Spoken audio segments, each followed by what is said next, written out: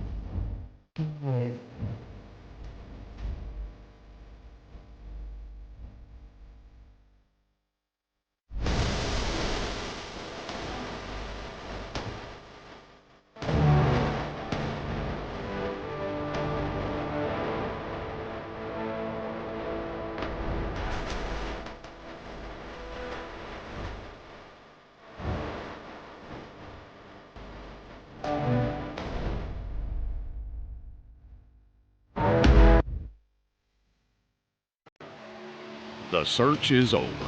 The most comprehensive oval scoring solution is here. Featuring oval playoffs, adjust drivers per round, custom number of rounds, custom playoff points, provisionals, optional win and you're in, custom playoff displays, rookie championships, optional minimum participation, and load those results in seconds. Visit extremescoring.info today. Racing isn't easy, but experiencing it is. iRacing puts you in the driver's seat with the industry's leading sim racing game. Drive on laser scan replicas of the greatest racing circuits from around the world. Go head-to-head against other drivers chosen by skill-based matchmaking to ensure competitive racing at every level. Compete across all your favorite series. In officially licensed cars, engineered to deliver the most accurate driving experience possible.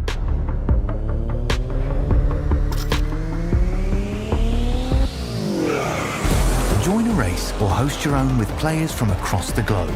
Race against the computer or in a league with friends. Feel the thrill behind the wheel. Visit iRacing.com.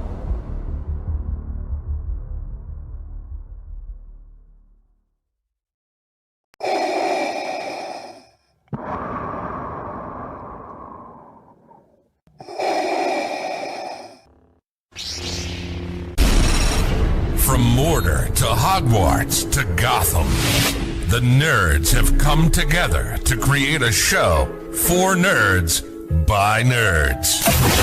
Join nerds doing nerd things as they talk about all things nerdy. Stay up to date on the show by liking the Nerds Doing Nerd Things Facebook page. RICMOTECH, high-performance sim racing equipment. There's only one place to go, RICMOTECH.com.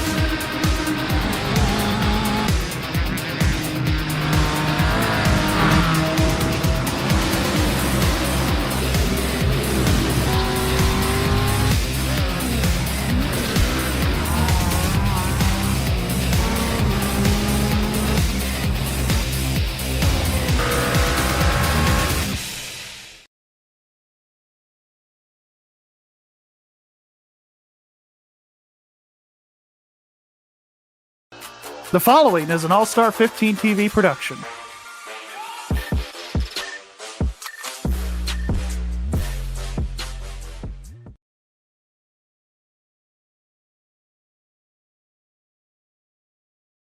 What's going on, race fans, and welcome to the broadcast this evening. We are live from Nashville Super Speedway. It is the XMS RICMOTECH Truck Series. I'm AJ Capola. Gary Wells in the broadcast booth with me right now. Ryan Fry coming just a little bit later up to the booth. But Gary, what do we got tonight? Well, we've got trucks at Nashville Super Speedway, mile and a third concrete racetrack. It's going to be an interesting race. Extreme Motorsports has raced here one other time before. But this is really the first time since the finale last season that these guys have been on the track, as it was the season finale for both Tuesday and Wednesday night last season, just in different vehicles. It was Xfinity and the next-gen car this season. It's the third race of the season for the trucks and the Xfinity car that you'll see tomorrow night. Yeah, this evening we're sitting at 145 laps, just shy of 192 miles. But we're going to have a stage break at lap 48, and we're looking at about a fuel run anywhere between 38 to 42.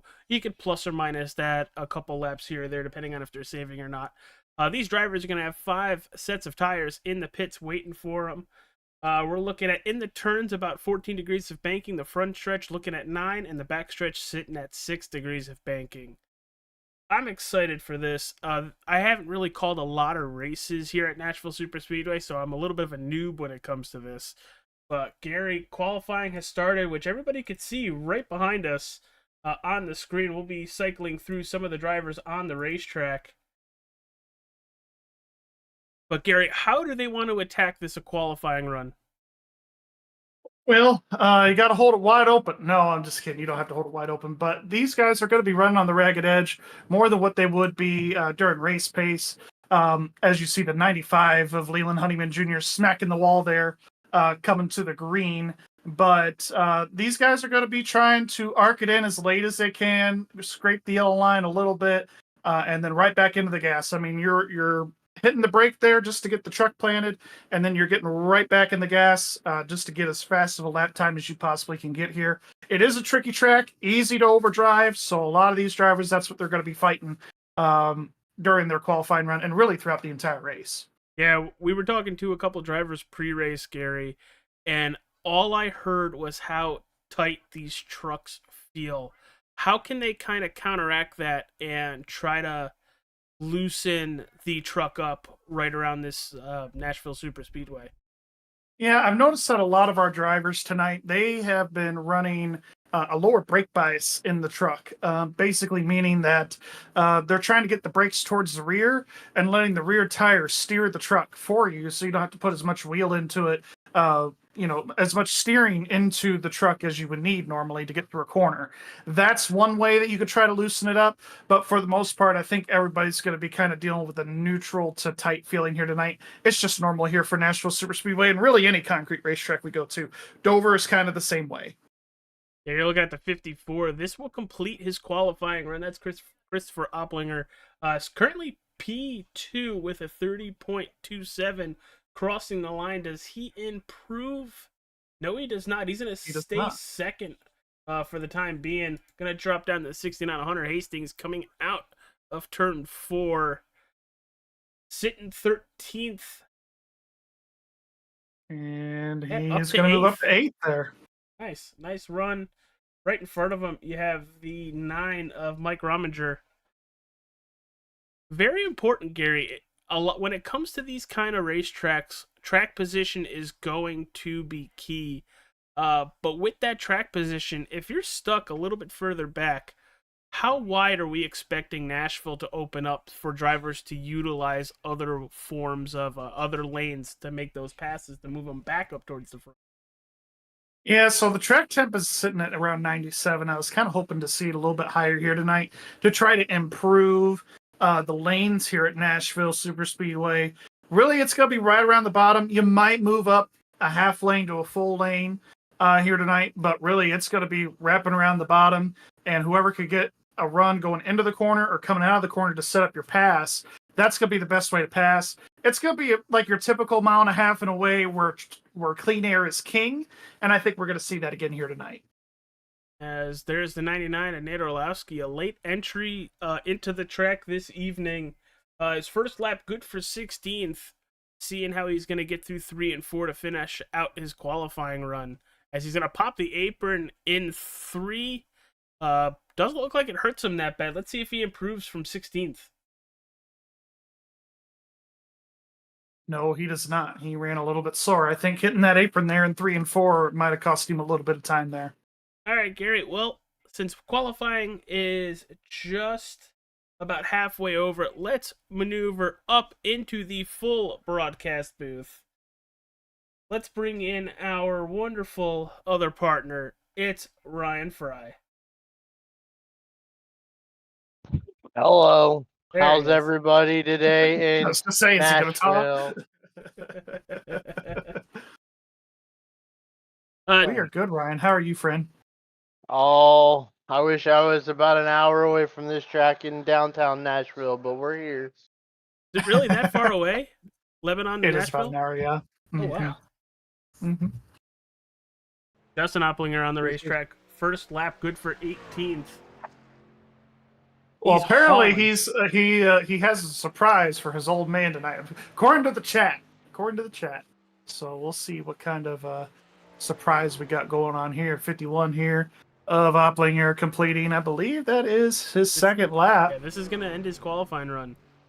And he is going to pick up. Grass is green. He's going to go from a 30.6 to a 30.16. And that is going to put him outside provisional pole there with Michael Thwaites. 6 of Kyle Miller in 9th. Just to clarify for y'all, you will see him on the scoring pylon as number 11.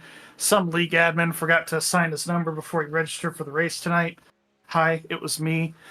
He is number 6 on the truck, and that's what his number is supposed to be, but he got assigned number 11 this evening. But tomorrow and next week, it'll all be fixed. Way to go, Gary. Way to go, me. I know it. Adam Capps, what are you going to run here, buddy? Oh, he's good for 6th. Dalton Good Fredericks. for 6th there. Not a bad run. 30-28.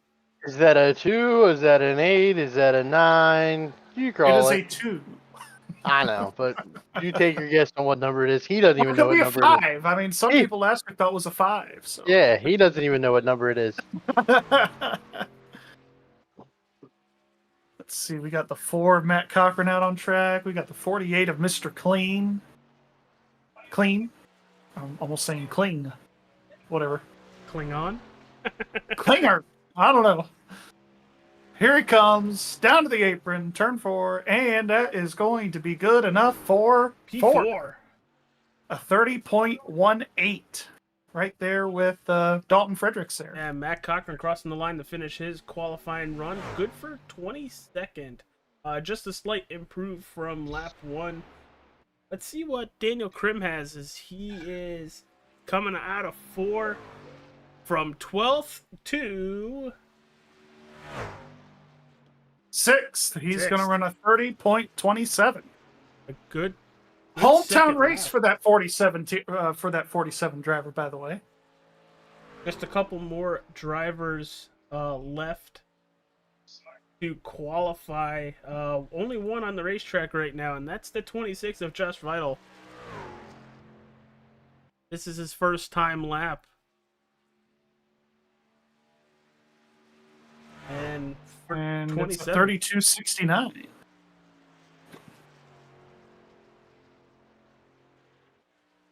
Let's see here. Round and turn 2 on his money lap here. Definitely your money lap's going to be that second lap. Going into 3 here.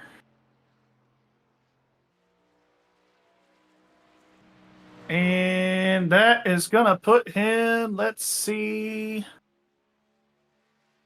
Survey says 5th. 30.23. It's going to put him in the 5th spot.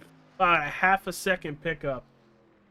Yes, sir. And it looks like here, well, second and a half because he ran a 32, right? 32.69 Was it first a lap. 32? I thought it was a 32. I could be crazy, but I'm not.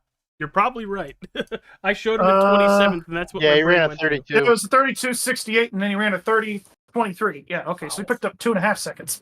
Well, with 30 Just about seconds anyway. left in qualifying, we're going to step away. But when we return, we'll be talking with our pole sitter and giving you the starting lineup from Nashville Super Speedway. You are watching All Star 15 TV.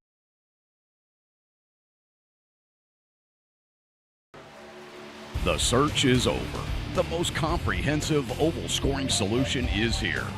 Featuring oval playoffs, adjust drivers per round, custom number of rounds, custom playoff points, provisionals, optional win and you're in, custom playoff displays, rookie championships, optional minimum participation, and load those results in seconds. Visit extremescoring.info today.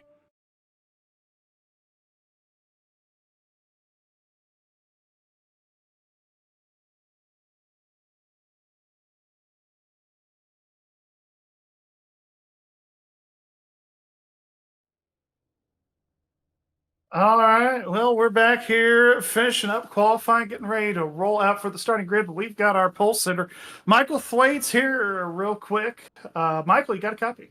Yeah, I got you. All right, well, you're starting on the pole here tonight.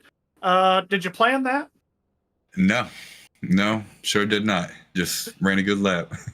There you go. Well, what's your plans here tonight? Just gonna try to stay out front and lead every lap and win this darn thing? Oh, of course, yeah. But we'll see if it works out that way. All right, man. Well, keep that truck up front. Looks pretty good, and hopefully we're talking to you at the end of this thing. Good luck tonight. Yep, thank you. All right. That's pole sitter, everybody. All right, let's run down our starting lineup for tonight's race at Nashville Super Speedway. We just heard from him, the driver, the number 12 Chevy Silverado, Michael Thwaites. Outside pole, Justin Opplinger. In row 2, Dalton Fredericks and Paul Irvin. Row 3, Joshua Vital and Christopher Opplinger. In row 4, Daniel Krim, Ben Corson. And in row number 5, rounding out that top 10, Adam Capps and Dustin Carroll. Gary, take us to 20. All right. In 11th, we've got Ed Morris. In 12th place, we've got Leland Honeyman Jr. 13th is going to be Brandon Griffiths. 14th is going to be Kyle Francis Lee Miller. 15th is going to be Jake Busto. 16th is Mike Rominger. 17th is going to be Aiden Turner. 18th is going to be Hunter Hastings. 19th is going to be Sean Garrett. And rounding out the top 20 is Trevor Klein. All right, everybody else is going to cycle through on your screen. But while we talk about Gary, let's bring up those points as well. Because we are 3 races in. It is starting to we're starting to see who are the front runners and who are here to have a good race every now and then. I'll put it that way. There we go. Currently, Dalton Fredericks, your points leader, by 2 points over Justin Opplinger. Then you have Paul Irvin, -5. -16 is Logan Kogar. -21. And rounding out that top 5 is Adam Capps. Any surprises for you? Really not any big surprises there. I mean, maybe Adam Capps, but that would really be the only surprise there for me, because I really don't know Adam that well. I don't know how he races, but evidently when he comes to Extreme, his racing game comes to a whole other level. But I will say next week though, AJ, when we go to Canadian Tire, that's when we're really going to start to see the points shuffle just a little bit. Not by much, but a little bit, enough to maybe see some point position moves next week. But not a surprise at all by the top 5, and quite frankly, the top 10.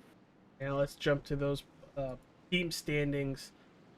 Carroll's Racing, 173 over Team GTS with a 172. And then you have a slight fall off with Access Racing Team with a 159. Primetime Motorsports with a 148, Crimson Knight Esports a 138, and then Warrior Enterprises at a 114.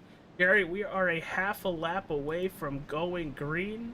Who's everybody rooting for? Who'd you pick tonight? I picked Leland Honeyman. Ooh, you picked the new guy, Mr. NASCAR. Sure did. Mr. NASCAR. I changed my pick. I took Ben Corson as we were about to get that green flag. And I took Dalton Fredericks. Green flag. All right. Yeah, sorry, Ryan. There we go. Whoa. Paul Irvin with a big shot to the 51 on the outside. Yeah, he was ready for that restart, and it looked like that Justin wasn't. Some early reports I got from other drivers. Between -1 lap and about 10 laps, these trucks get almost too tight to drive, so that'll be something to look out for. I like how the trucks give them a big heads up as the 12 around the outside thwaites with a very good 3 and 4, able to beat to the door of the 51, entering turn 1. Yeah, he's going to be at the door there. If you can run this line just right, we got a question presented by Elite Entertainment. And he did save it. That was a good save by Adam Capps. Speaking of Adam Capps. So, we didn't ask you, Ryan, who your pick was. You said you were picking Dalton, is that right? Yeah, I took Dalton. Oh, it looks like Matt Cochran ends up getting through that no problem, but has to stop on the racetrack. Let's see about Adam Capps. He's the 2 Toyota Tundra on the inside. And it gets a little bit of a kiss there from the 95 of Leland Honeyman there. But everybody saves it, keeps it going, the 17. Well, I don't know about everybody saving it, Gary. Holy cow, we have trucks all over the place. Taylor Bertram, Sean Garrett, Mike Campigio, all facing the wrong way at one point. Man, you guys, you know what a break is? No, just kidding. I'm kidding. Yeah, but they were around and didn't hit anything, so it's that is true. I think it was just one of those things. The 5 kind of locked up. Looked like what caused the 24 to spin as he got into the grass, and when you kind of have one tire in the grass versus on the track, it can send you around like that. On board with the 24 because it looked like he got a little airborne. I believe you're right. Let's take a look. Oh, he just wanted to do some agricultural racing. That's all. That's next week when we go to the Canadian Tire. It is Canadian Tire. Yeah, and then the next night we go to Mid-Ohio. Yes, I'm so excited for both of them. That's gonna be a wild, wacky week here at Extreme Motorsports. We've got Canadian Tire and Mid-Ohio on the schedule. It's gonna be a good time. Yes, all 3 races here on All Star 15 TV next week are at road courses. Were you guys talking with Ryan over the? about No, schedule? we did not plan it that way. It just happened. Well, everybody able to come away from our first caution. A couple drivers did come down pit road to top off, and I'm guessing if you're Adam Capps, Mike Campigio, Sean Garrett, you're probably putting on fresh Goodyear Eagles after those flat spots. But, you know, so far, we've seen that middle lane work for about a lap. You can get it to work for a couple of laps. It's really once the rubber starts to get put in. I've noticed with these concrete tracks, AJ, the marbles get really bad. So that's going to be something we'll have to watch throughout the race as well. And to update, Race Control has spoken on the incident. Leland Honeyman, welcome to Extreme Motorsports. You're going to get an EOL. That was your first at fault. And there he is, back of the pack. Getting ready to go green this time here, AJ. We are, and for anybody watching that knows Leland, if you're any sort of around NASCAR, if you are in any of the leagues I broadcast, I always say Mr. NASCAR. Or that one time I broadcasted Natalie Decker, I did call her Miss NASCAR. There you go.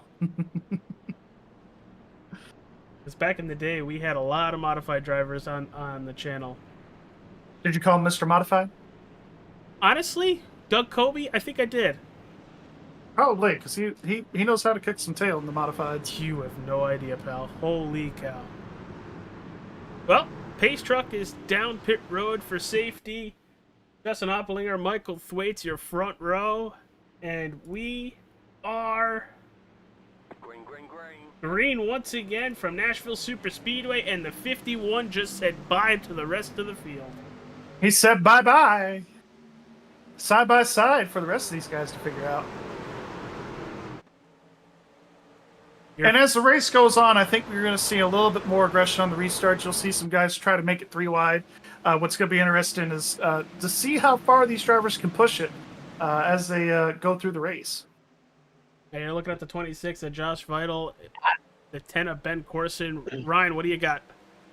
I feel like until these guys can get kind of strung out, this whole side-by-side racing is going to be sketchy for quite a while. Here back in the pack, there's a lot of moving around between the bottom line to the top line and back and forth, and it's a lot of trucks back here for sure. Yeah, we're looking at the 69 and the 45 side-by-side going into turn 3, and to Ryan's credit, he ain't joking. We're going to take a look from the NDNT blimp cam, and there is a big cluster of trucks. Holy cow. Very big cluster of trucks. If we're looking here, I know I said passing was going to be pretty hard here tonight, but Matt Cochran's proven me wrong already. He started 23rd in that Chi-Chi's truck, and he's all the way up to that 10th spot. So he's proven that you could pass. Kyle Miller has proven that you could pass. A lot of guys proven that you can make some passes here. So, and something as we're lap 8 into this thing, and something you could really start to notice with how fast the top 10, almost the top 15 for the most part, they've gone single file unless they're making a pass in a turn and then immediately go back to single file on one of the straightaways. The side by side, you have to go all the way back to, it looks like the 86 of Parker Landolt. That's going to be 3 wide. Yikes. I thought there at one point. I don't know if Parker's trying to fill out a high. Oh, 95. Leland Honeyman's in it. The 5. It looks like the 99's also in it. At one point, I swear they were almost 4 wide. The Elite Entertainment yellow flag for the 2nd time tonight. Yeah, that was some hard hits there, man. We'll have to take a look here and see.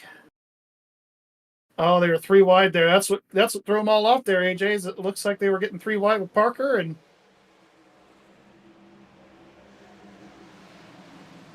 it looked like Taylor was trying to make a move there. He might have thought he was clear low and just right reared that 95. Just mistimed it. Who was that as well? Because that was a late. Looks like the 99 had a big hit. The Maybe 28 even the ends up 28 having a big hit. Senior. We're going to jump out board with that 99 of Nader Orlowski because he gets sideswiped and nothing he can do. Nothing that he could do in that Extreme Motorsports truck, and he is going to go sideways and hit the fence. And I think Ed Morris Sr. in the 28, he has a pretty hard hit as well. Let's take a look at him. On board with Ed Morris Sr. Yeah, it looks like from hitting the apron to racetrack and hitting the brakes, it got him all upset, and the truck just got loose up into the fence. That is going to open pit road for the majority of these drivers.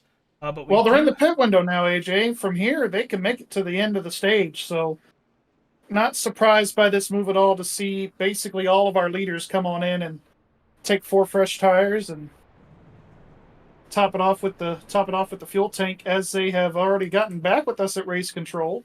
The 5 is deemed at fault for the incident, and that is his first tailgate in EOL. And it looks like the top 5 we have on the scoring pylon have all stayed out during this caution, but Michael Thwaites and Matt Cochran have yet to pit. Yeah, those two gentlemen have yet to pit, but Ed Morris had pit already. They might not need to. Yeah, it looks like the 7, the 9, and the 48 had already all pitted. Anyways, where Thwaites and Cochran have not made a stop at all here, like you said. So you did that, and all I did was hear the beginning of Darude Sandstorm. Not gonna lie. But we are under caution for the second time tonight, lap 12. We're gonna take a side-by-side commercial break. You won't miss a thing from the racetrack. We'll be back for the green flag. The search is over. The most comprehensive oval scoring solution is here. Featuring oval playoffs, adjust drivers per round, custom number of rounds, custom playoff points, provisionals, optional win and you're in, custom playoff displays, rookie championships, optional minimum participation, and load those results in seconds. Visit extremescoring.info today.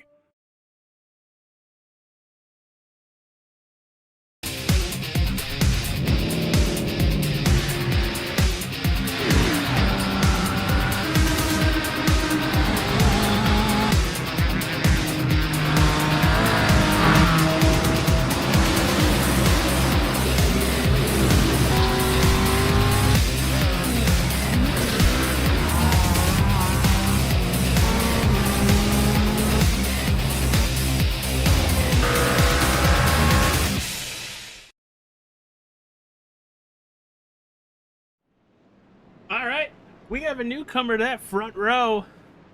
It's the 4 of Matt Cochran, but your leader, your control truck, is that number 12 of Michael Thwaites in the Menards Chevy Silverado. Waiting for the restart zone, waiting for the green flag. Green. There it is, green flag back in the air. Look at Matt Cochran working his way from 23rd to 2nd, now back to 3rd on the scoring pylon there. And those are 2 teammates there on that bottom lane, the 12 and the 7, so I think Michael Thwaites gave Ed Morris Jr. a little bit of a countdown, saying, hey, I'm going right now. We got 2 sets of teammates in the front there with the 12 and the 7 and the 4 and the 48. That's true. Very, very true. And the 48 looking to the inside of his teammate there in the 4 truck. You'll start to see here the tires are going to play a little bit of dividends here with the guys that have 11 to 12 laps, 15 laps on their tires versus the guys the wad of trucks. Sorry, the wad of trucks there from 3rd on back. Yeah, it is a pretty big wad right here. You've got Matt Cochran, Paul Irvin, Justin Opplinger, Mike Rominger, Dalton Fredericks. Yikes. Big wad of trucks right here. And it's just a matter of everybody's got fresh tires, and they're trying to find out where they can go with it. And you could see Matt Cochran in the 9 of Rominger trying to get down to that inside lane. Well, if they're able to get to the gas just a little bit sooner coming out of these turns, it's not benefiting them enough. And we saw with the last call. we saw from the last caution that any kind of checkup on the top side kills the momentum, and if you're not in it being caught up on it, you do get a big run, and that's what brought out the last caution. So it'll be interesting to see once some wall banging begins with trucks getting over tight, what kind of cautions we're gonna get. Yeah, and to your point there with hitting the wall, it's really good. It's really going to be common in turn 4, I feel, because you feel like you've got way more room than what you've got. So you've always kind of got to manage your space there, coming off of turn number 4 to make sure that you're still going straight and not hitting the fence. Yeah, turn 4 here these are tight corners anyway, but turn 4 almost seems like they cut it short on purpose just to mess with the drivers' heads, and it is super tight. Oh, as the 54 clips the wall out of 2. Yep, there it is. And we're going to jump on board with the 9 because it seems like he lets that truck sail right to the wall. As I say that, he doesn't. Yeah, that's right. I was a They lap like a to play little with this too sometimes. late trying to set that up. It happens. It happens. But Yeah, look at the wall being able to hang tough here for the most part to the outside. I know there's a little bit of a tire disadvantage that he has compared to the 51 and the 20, but so far, I mean, he's been able to hang pretty tough out there. I do think sooner or later he's going to have to give way to just save some of those tires. Yeah, he will for sure. Big gaggle of trucks here after that first pack. Just everybody 2 and 3 wide, it seems, or thinking about 3 wide. Big old gaggle here from Ben Corson on back here. Yeah. I think it's from Ben Corson all the way to It's Anthony like 20th. Campbell. yeah. Pretty big gaggle there. About 10 or 11 trucks there. So Mr. 8 trucks Subway. there. So Mr. Subway. So you got Mr. NASCAR. We've got Mr. Subway. We got Mr. NASCAR, Mr. Subway, Mr. Clean.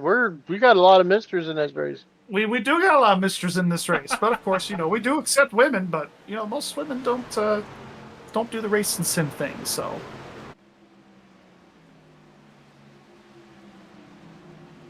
Looking at the Ben 10 of Ben Go ahead, dude. Corson, he's Sorry. +2. Starting to pull away from the second pack. Ryan, what you got, pal?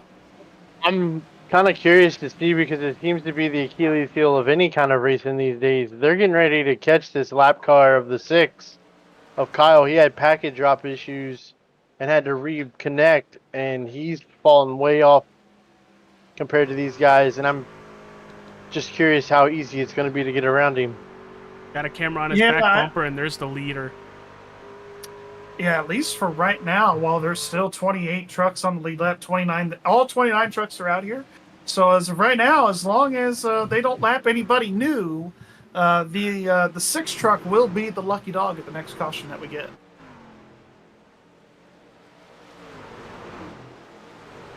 Yeah, it always seems to be weird nowadays with these trucks and with the next-gen cars and any other car anymore.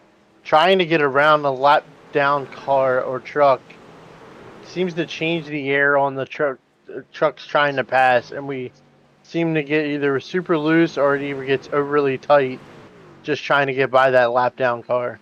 Yeah, it seems like with the new aerodynamic update, it's really been a challenge. I don't care if it's for position or like you said, getting around a lap vehicle. Passing, like you said, has become very, very difficult. Not impossible, but just harder than what it has been in previous builds. Anthony Campbell under fire from the 92 of Dustin Carroll. And the 15. Oh, and they're 3 wide. Oh, is he going to hit the fence? Ooh, stayed out of it. Nice. That was yikes. That was one of those push tight situations, probably overdrove the entry, and it just ruins your whole corner. Whoa, what happened to the Oh, we 61 got there? trouble. Who's so far? His car just kicked out. Uh-oh. John Cena. Well, we battle for 3rd place here between the 51, oh, well, not the 51, the 7 and the 20 here. Ed Morris and Dalton Fredericks, they're side by side here for 3rd spot. What the 69 did was lock up the tires, try not to run over the 23, and the truck just kicks out a little bit. That'll do her. That could have gotten so sketchy. Well, it got sketchy. Could have gotten worse. Yes, absolutely. Yeah, Joshua the 7's Vital. all up on the bumper there. The 20 was able to get past him. I think this is where, gentlemen, we're starting to see those tires take effect. Wait, you say that, but Thwaite's yet to pit. Still running. He's got the clean times. air. It's king, but that 20, Yeah, I'm telling you, that 51 is coming. Yeah, the 12 truck's got clean air. That's what's helping him so much. A little bit further back, you have the 74 of Bustos, Rominger, Vital, and Krim, along with the 54 of Opplinger, Christopher Opplinger, all under a blanket here. As there goes to 47, looking underneath the 26 of Vital. Makes the pass. Good move. I think Joshua might have helped him out just a tad there, too. Just a little, giving the old teammate a break there. Now, for everybody watching at home, we are going all the way to lap 48. That is the stage. A lot of these drivers can make it with that second caution that we had right around lap 12. There's going to be a couple of them that cannot. Waits being one of them. Ed Morris, Paul Irvin, Mike Rominger, and Matt Cochran not being able to make it. Well, if there's anybody I know that could probably stretch it, it's Paul. But I think you're right, though. I think Ed and Paul are kind of what do they say? Screwed to pooch on this one. If they don't get another caution, they're probably going to have to pit before the stage is over. Well, according to info I got, the fuel run is between 42 and 44. So they may be able to make it, but tires are going to be worn out before they get there. Yeah, those tires are going to give way. Yep, absolutely. They're going to want tires before they want fuel. And you know, we're kind of seeing that already here with Ed having 27 laps on his tires, and he got passed by Dalton Fredericks with the lap advantage on the tires. So yeah. But it looks like the 99 and Nate Orlowski giving way, falling a lap off of the pace here. Such a shame. I know he was looking forward to tonight and getting things going back here in Extreme. First start in a while for him.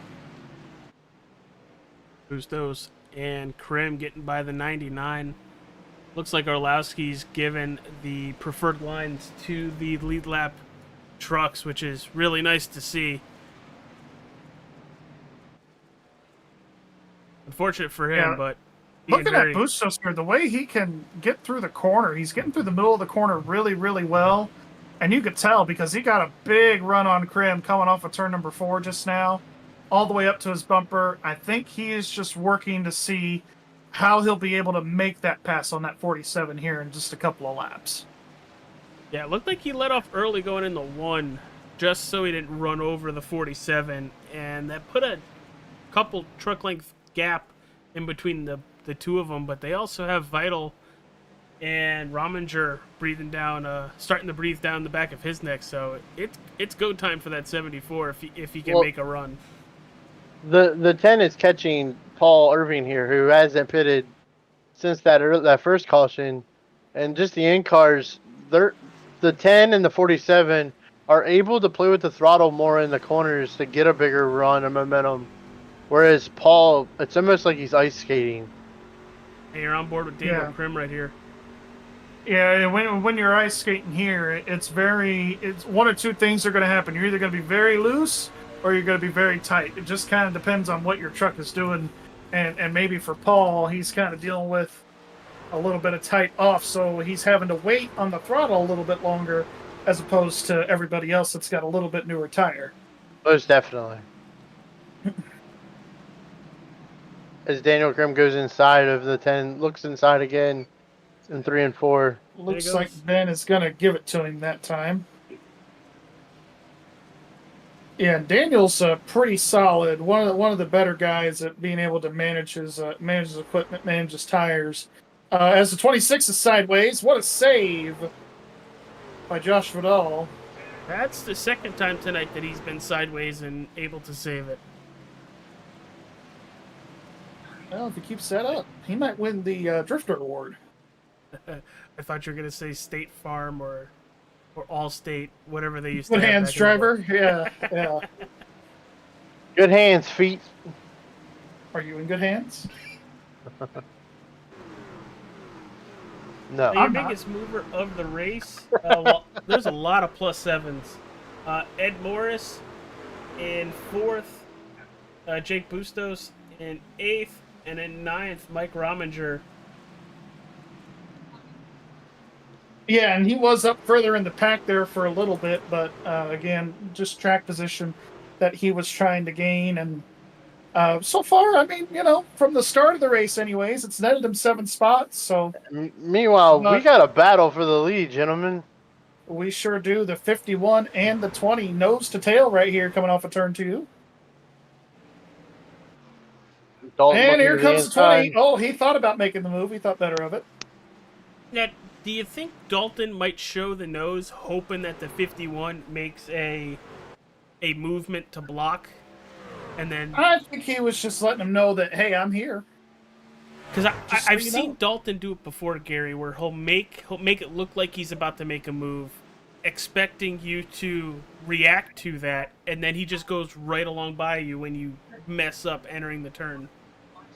Yeah, that's definitely a case for him. But I know Opplinger outside of the sim, he does a lot of racing on his own too. So I'm sure he's probably seen that move a million times. Absolutely. But when you're in the car, going 170-ish, going into a turn, could be a little bit of a oh crud moment. Oh yeah, absolutely. And you can kind of tell that Dalton is a little bit better right here. He's able to get a little bit of a better turn, but I think he's just biding his time. Like you said, AJ, I think he's kind of waiting on that 51 to make a mistake to where maybe he could capitalize on a move and make a pass either going into 1 or going into 3. We're less than 10 laps away from the stage break. Who are we going to talk to after pit stops about the stage win?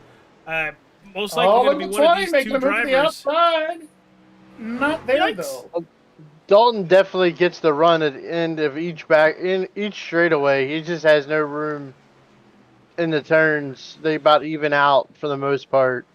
Yeah, it seems like Dalton is able to get a better run center off, where it seems like Justin's a little bit better on entry. And maybe that's just because he might be driving a little harder in entry compared to Dalton, but here goes Dalton. He sent it into turn 1 this time. Can't quite get to his quarter panel, though. Usually when you have drivers battling, they start losing ground to the rest of the field. They are 0.3 plus faster than the field each lap. Yeah, Thwaites' tires are starting to fall off, and same here with Ed. So these guys got about a 15 to 20 or 10 to 15 lap advantage over the other guys right now that are still out front on their older tires. So, and good for them to hold the top 5 spot right now. Yeah, they're holding serve. There's actually a gaggle of 4 of them here. Daniel Krim just got around Ed, and he's eyeing this battle here for 3rd between Paul Irvin and Michael Thwaites. They're side by side here for that podium spot here in the stage. And I think he's going to see if he could try to take them both, maybe try to get a twofer. I think it just opened the door to get to the outside of the 12 entering turn 1. Yeah, he's going to get there. Can he make it stick? Not going to be able to do it. Not going to be able to do it this time. Wish we had a side-by-side cam for both battles going on. Battle for the lead and the battle for 3rd place. You have no idea, pal. Well, it's going to get interesting here because the front 2 cars are starting to catch some lap traffic here, getting close to the end of the stage with only 4 to go. Yeah, they're catching the 86. Yep, the 86 of Parker Landolt here. And I think they've got the 99 again. They've got and the 11 has been kind of maintaining serve here too. So. And I kind of think Dalton may have burned his stuff up there, trying to get him running. Look at the caution. 10 truck is in it. The 10 of Ben Corson has stopped in turn 1. And I think this is going to be the stage here, boys. Let's see what happened to that 10 of Ben Corson here. The Elite Entertainment caution flag is out. Did something break? I think he had some help. Well, him and Adam Capps look like they get together.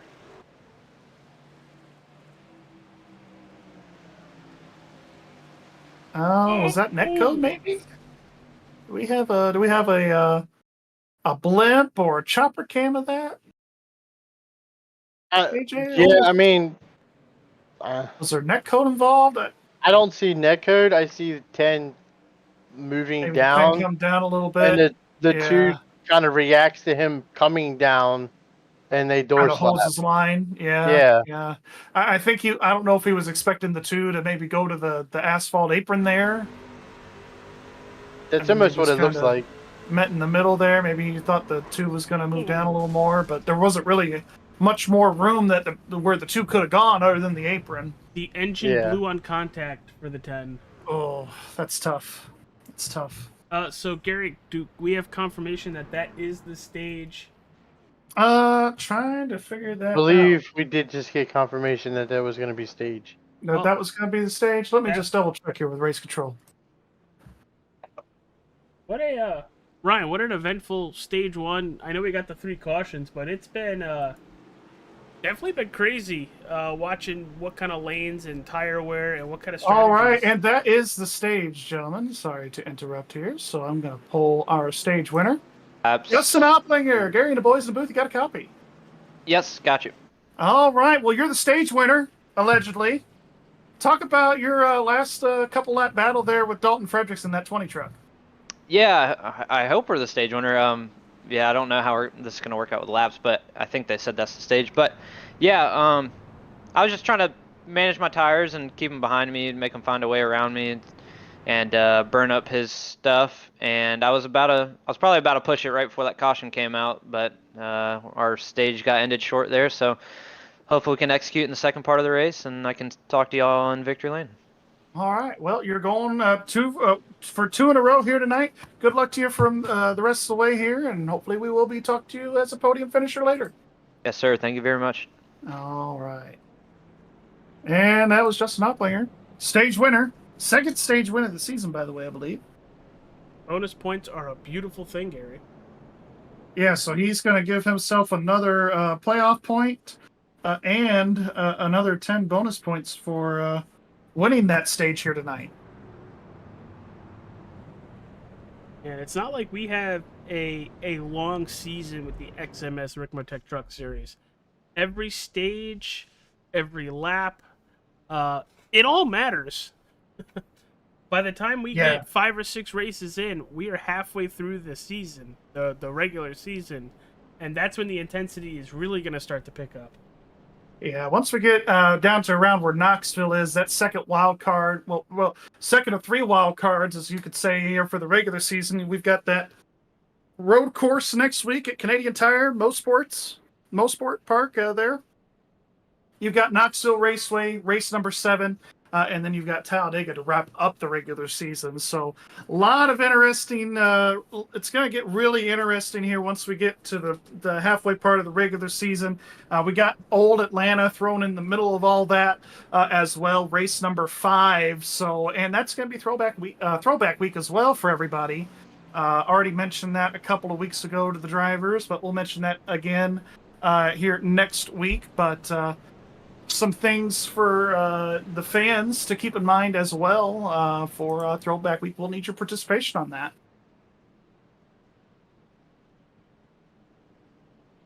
Gary, we are just about a half a lap away from going green. Now that we have just under 100 laps to go towards the finish, what are we expecting in the mindset of a driver to change from going to a stage now going to the end of a race? Well, now you've got 97 laps to get to the front. I think you're going to see these guys be pretty chill. It's definitely a one-stop race to the end of this deal now, or right on the border there of a one-stopper. So you're going to see these guys probably take it pretty aggressive on this restart, but then probably after a few laps take it easy. And then the main thing is getting to that last pit stop where you're really going to want to start making your move. Yeah, this is going to be crazy. Dalton Fredericks on the outside to race leader Justin Opplinger to his inside. A green flag back in the air, and once again the 51 with an excellent restart. no question heading down towards turn 1. Yeah, no question at all. But these guys are going to be side by side all throughout the rest of the pack here. Yeah, something I've noticed, Gary, the top 10, top 15, after about 5 or 6 laps will get single file, but it seems like the rest of the field will stay 2 by 2, or we'll throw a 3 or 4 wide in there. Yeah, I mean, Ryan, you can elaborate on this too a little bit if you want, but it just seems like after the first couple laps, the top 5 kind of gets sorted out, but it takes about the mid-pack a little bit longer and probably even the whole run to sort themselves out here from what we've noticed. What do you think? Yeah, Ryan currently had to step away to take a business call. Oh, well, not bad. I didn't see he was muted. My mistake. But so far, like I said, the top 4 almost single file. You have a battle between the 12 and the 47. Yeah, these guys battling hard side by side here. The 12 of Michael Thwaites, the 47 Daniel Krim, and Ed Morris Jr. Just he's got a good look out here. He's got a good viewing of the show, so to speak, between these two. Well, speaking of that good viewing, jump on board. Good segue. Remember when Ryan said after about 5 or so laps, it's going to start getting tighter and tighter and tighter. But Gary, the track is starting to really change. I know it's a concrete racetrack, self-cleaning racetrack, but as the time starts to differ, what are we going to see the change through these trucks? Yeah, well, like Ryan was saying earlier, you're gonna start to get tighter. The track has cooled off about 2 to 3 whopping degrees since the start of this thing. So instead of it being about 97, 98, it's at about 95 right now, with that ambient temp being 85 degrees. Under caution, because this is a concrete racetrack, like you mentioned, it is a self-cleaning racetrack, like you would see at Bristol or at Dover, where these guys are picking up the rubber that they just laid down, and they're picking it all back up on their tires, where now the first 5 laps of the run, it's going to be like a brand new racetrack because they're laying that rubber back down, and then the times will slowly start to tinker away. I did notice that with the Xfinity car last night. For about 5 to 8 laps, I ran about the same lap time, and then it started to tinker off a couple of tenths per lap, all the way down to the end of the run. And these guys will see it here tonight in these trucks, where it could be anywhere from a second and a half to even 2 seconds off from what their fastest lap was for the race run as the 45's into the fence. Yeah, we were staying with that battle between the 15 and the 45. That was a big hit with Brandon Griffiths coming out of 4 there. Yeah, that Crescent Donuts Ford machine there took a pretty decent lick to the side. Crescent Donuts out of Bloomington, Indiana. I gotta give an Indiana plug-in shout out. You gotta let me know when you go, because I'm very curious to hear. You want to hear a review, a Crescent Donut review? Yeah, we'll have to. Speaking of reviews, AJ, what's up? Have you ever just felt like you just lack energy during the day, whether it's gaming, working? Dude, you have giving no a idea. podcast. You absolutely have no idea. Well, what if I told you there was this thing called W Energy, a brand of energy drinks that are designed to be clean, flavorful, and focused on energy? I mean, I'd be all for it, but then again, I know where this is going, so continue. You know where this is going? It's an ad read. You're right. Use code AS15TV, short for All-Star 15 TV, to save 10% on your order. Again, that code is AS15TV to save 10%. Visit w.gg to place your order today. Dude, I had the Beach and Peach last night, and then today for work, I had a Dragonade, it's called. It's dragon fruit flavored. I can tell you after about 15 minutes after my first couple sips, I started feeling a little bit of a boost. And I was able to hold that throughout the whole day. And honestly, no crash. Actually tasted really good, which I was really shocked about after having the competitors stuff. Yeah. it was really nice to not have to drink like a Monster or a Red Bull or anything like that, and actually drink something that's got just about 10 to about 30 calories depending on your serving size. Absolutely. Get yourself some W, folks. I plan on buying some soon, so be sure to use that code. Supports the channel, Really and you get a discount. Works out for you. Yes, absolutely. We do have that coming up. Petite Le Mans here. Not this week. We got the real life race, but next week on iRacing, we've got the 10 hours at Road Atlanta. Petite Le Mans to wrap up the IMSA special calendar events this season. Dale, it's a glitch within the overlay. After the first round of pit stops, it usually shows the leader as pit when it should just be a dash. But it's a correct pylon. It's just it glitches out almost every race that I've tried to go in and play with it to see how to fix it. But we have a battle for the lead. Another battle for the lead, and no shock. It's the 20 and the 51. So good 20 to know of Dalton that Fredericks, the 51 of Justin Opplinger, the 48 of Paul Irvin right there. Mr. Clean. I haven't had a chance to talk about you. Good to Hope you don't break your nose and keep that bumper clean all night long. Good to know once there's a lead change, it reverts back to not saying pit anymore. Ah, good to know. Well, hey, there's your lead change. Because I've been looking through the overlay to try to figure out what glitches it, and I can't find it for the life of me. Oh, it's something we'll figure out with time, I'm sure. Here goes the 51 back down to the bottom. He's not ready to give up that lead yet. Oh, heck no. He knows Dalton is a big competitor, big rival to a win here tonight.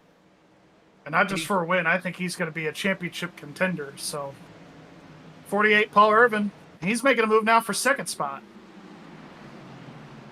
Ooh.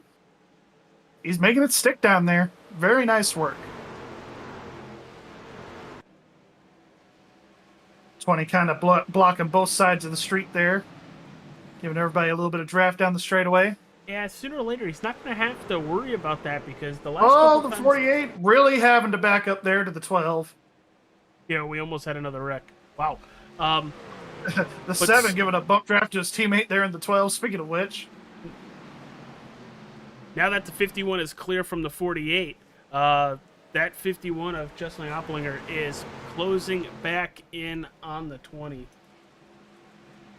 Yeah, and like we said before, really tough place to pass here, so going to be one of those things all night where you're trying to reel in and set up your pass, and you don't want to overheat your tires, because if you do that, it takes a long time here to cool those tires back down.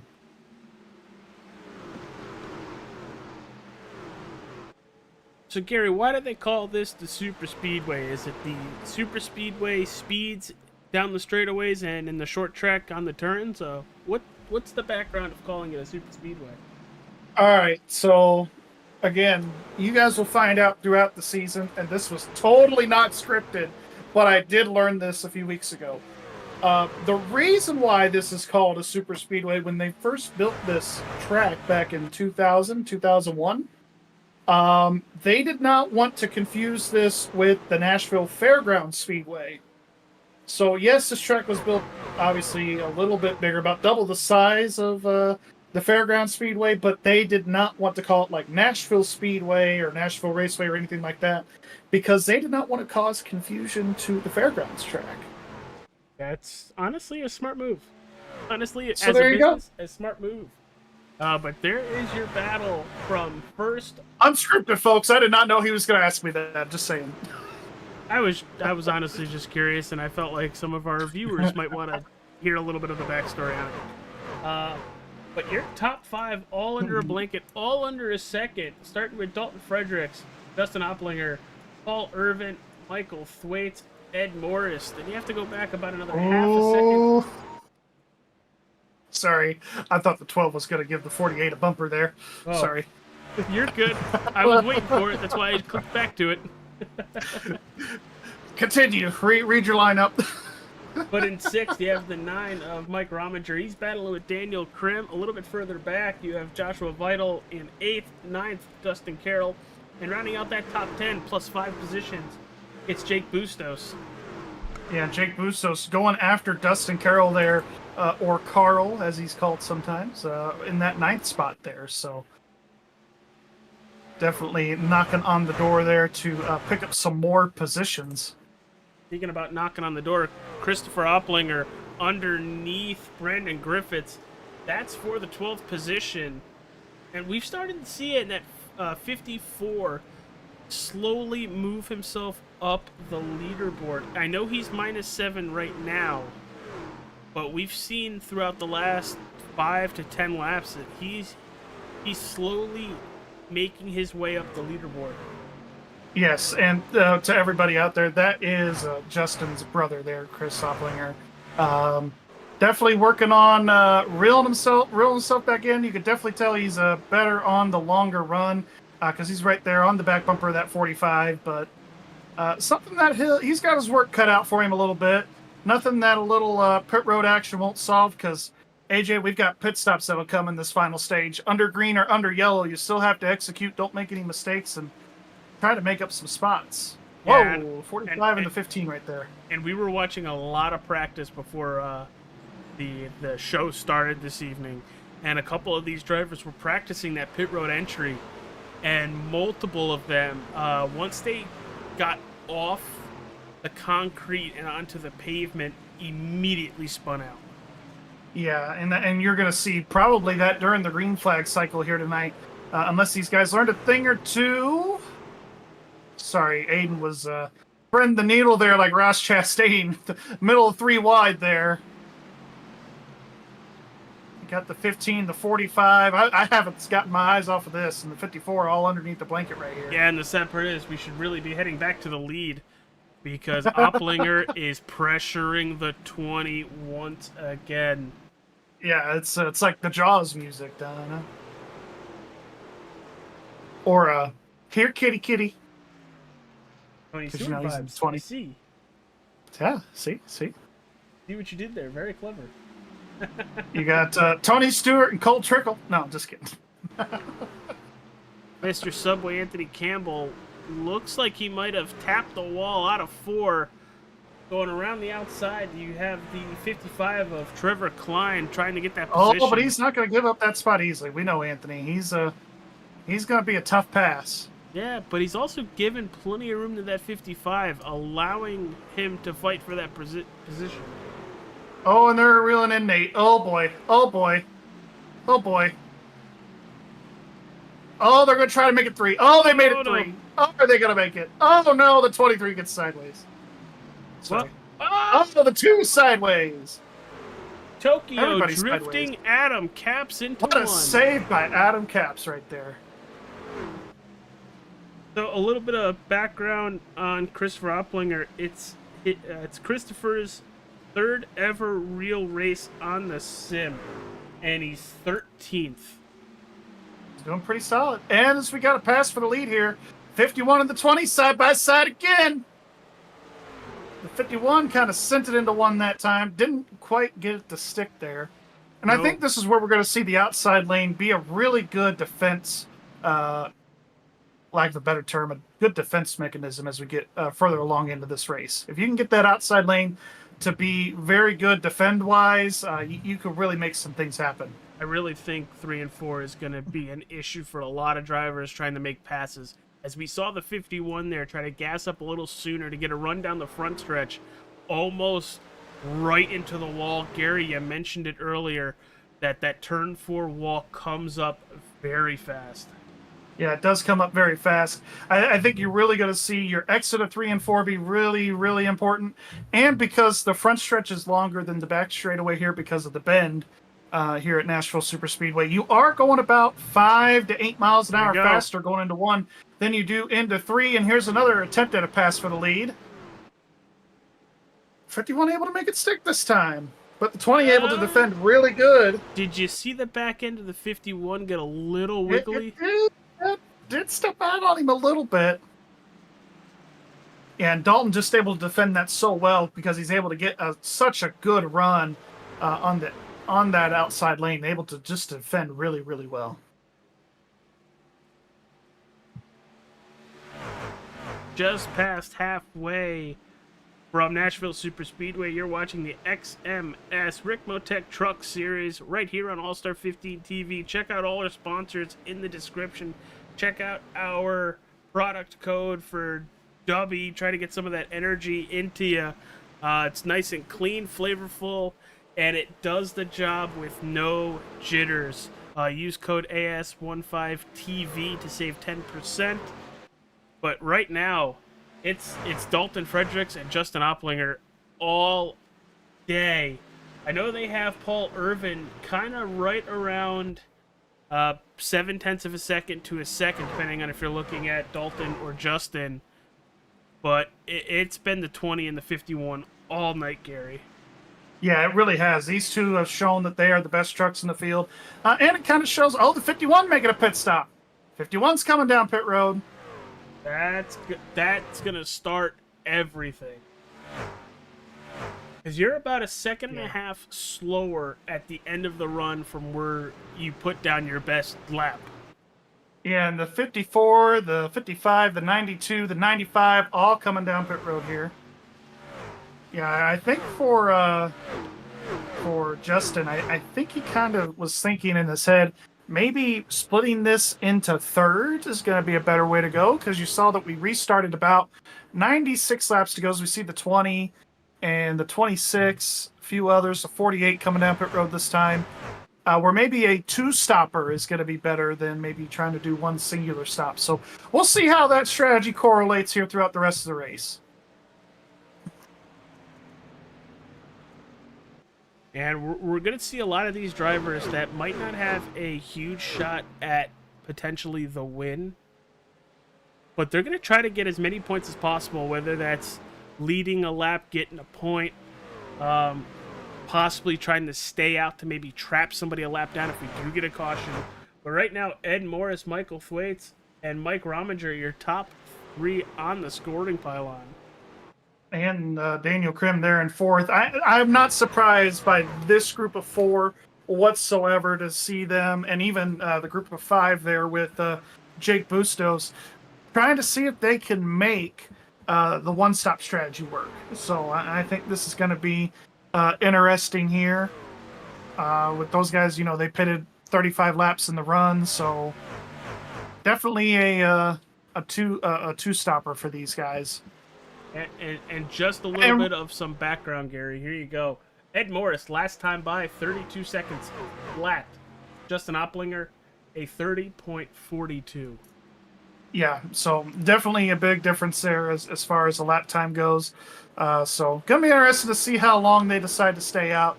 And, you know, Ryan was right earlier. I don't know if he can hear us or not, but, you know, with it being the tires, you're going to pit for tires before you pit for gas. Definitely showed here at this stage of the race for sure. Yeah, I'm here. Sorry, I had a work call. You want to watch something interesting? The 20 and the 48 racing off of pit road, side by side on the access road, was quite sketchy. Yeah, and you know those two competitors aren't going to give an inch to each other, so no, yeah, that's they're nose to tail now on the racetrack, and it's pretty interesting. Yeah, pretty entertaining to watch, and you see the 51 just driving away. The 51 really was able to capitalize on the undercut there so far. Got a pretty good gap built up. Yeah, but it looks like within the next couple laps, he's going to be dealing with some of that lap traffic. So look, yeah, and Opplinger is going to be unlapping himself here pretty quick.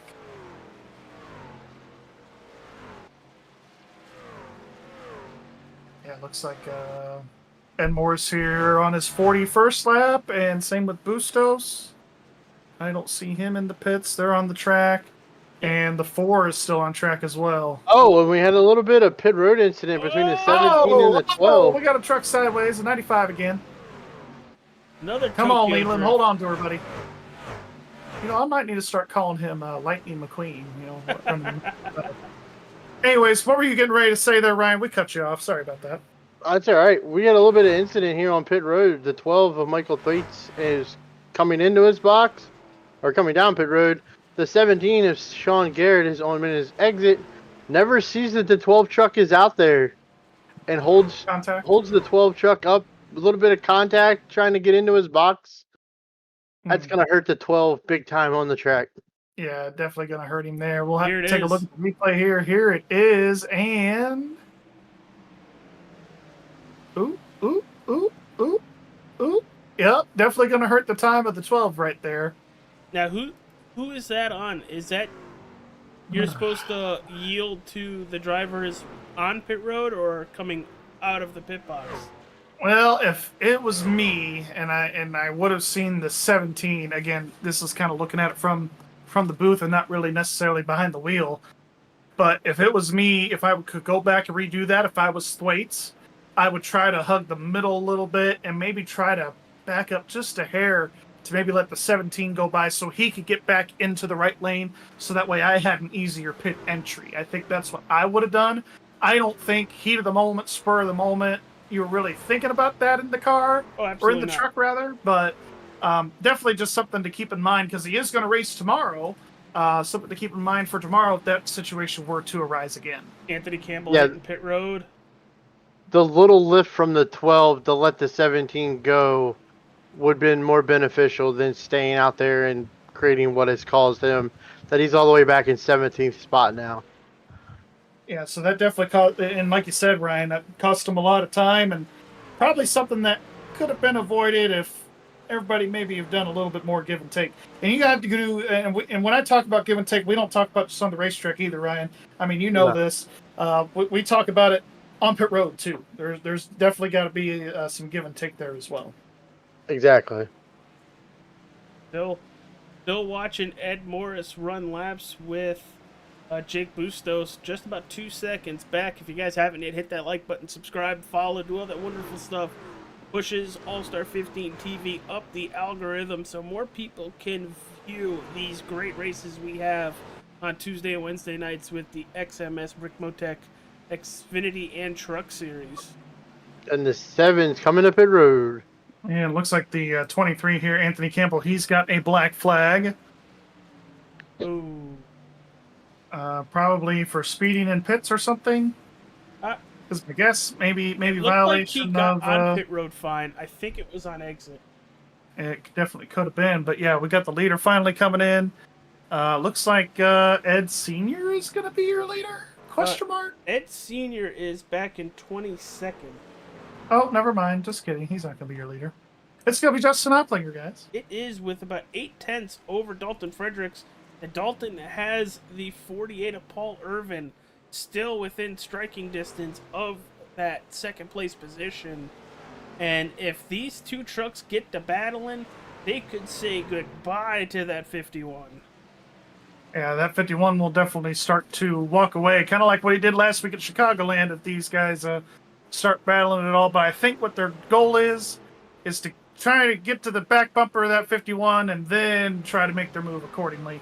Which it looks like to me, looking at the last lap stats, Paul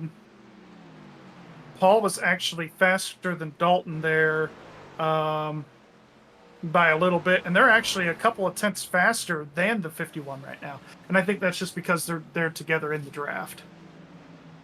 I'm here watching the 23 on his pit entry and his whole pit, running the pit road. The only thing I can deem is he got busted in the middle of pit road at the start-finish line. It's the only time that he's running at pretty much a solid 46 miles an hour.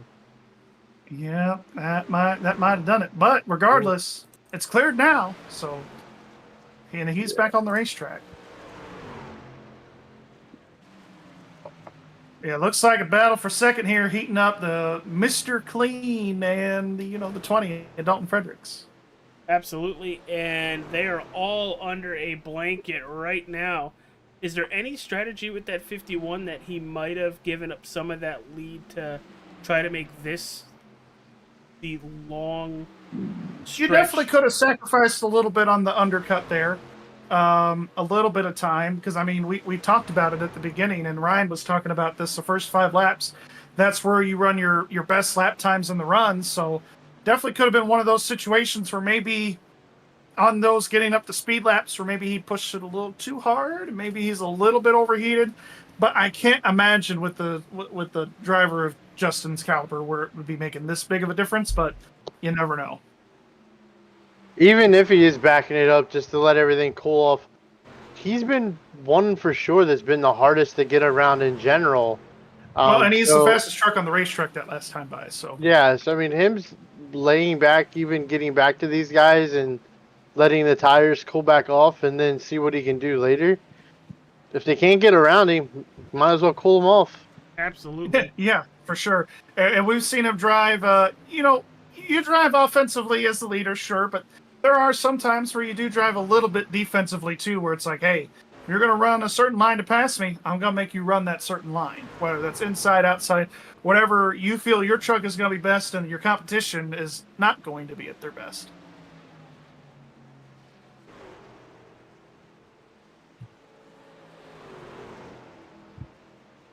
And they're just nose to tail.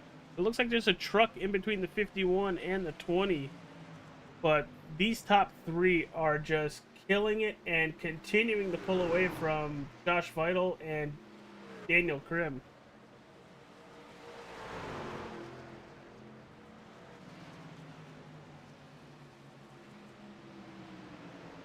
It's kind of funny to watch how over this race has gone. These guys have moved up about a half of a lane in each corner. They're not down on the yellow anymore. They're kind of up half a lane up. You can tell that it's just starting to wear differently on the racetrack. Yeah, with this dynamic track, it does, each lane responds differently as far as where the grip is and where it ain't. So, especially at this point in the race, 47 to go, I think this is kind of where you're going to see where the track is going to get into that final track state. Of course, unless we get another caution, and then you're going to see the rubber get kind of wiped clean again. You see the 51 responding to the 20, using all of the racetrack there. And aero blocking is a big thing with these trucks. If you can cut the air off of the truck behind you, that's where he's going to stay. He's not going to find a way through that block of air. Yeah, and I think that's, and to your point, Ryan, I think that's kind of why people are saying the trucks in the next gen car drive very similar, and how they operate aero-wise. The way you aero block is kind of the same in both of those vehicles now. Yeah, you almost got to try to get a run in a different line to try to even get remotely close to the car or truck in front of you with this car, with the truck or the next gen. You almost want to try to run a different line just so you're not in that wall of air that the truck or the car creates. And then if you slide back through it and you kind of chop that wall down each time, it seems to be your easiest way to try to get to the car in front of you. So we have a poll in the YouTube chat, everybody. Who is going to win this race? These are the options: the 51, the 20, the 48, or somebody else in the field. Go vote, and we'll let you guys know right around 15 to go.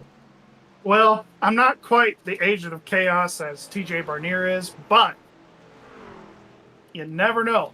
We could have something come up to where there might be a late race caution. Screw it. Someone else. Well, I was going to say, happy birthday shout out to TJ. And if there wasn't chaos, he wouldn't be happy. Well, that's very true. Guys, let's jump a little bit further down in the field, back to 6th. Rominger, Vital, and Thwaites. These are another group of trucks under a blanket.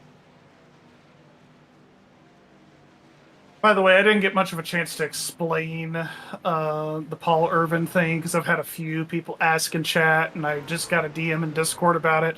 Paul Irvin, he's doing a meme to himself. His friends call him Mr. Clean, and that's actually his Ryan, own don't personal get any ideas. face on the truck. As we're seeing this battle here between Rominger and Vidal and Thwaites here. I'll talk to him about next week about just start putting on different people that could be named Mr. Clean.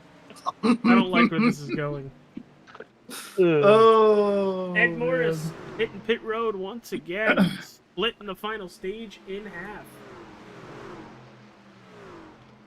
Yeah, looks like he's gonna split it, and he's in the fuel window. And I still think that you're gonna see. You're gonna see. I think the third strategy is gonna win.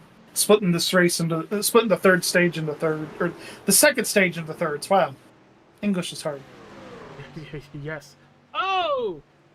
Me fell English? Impossible.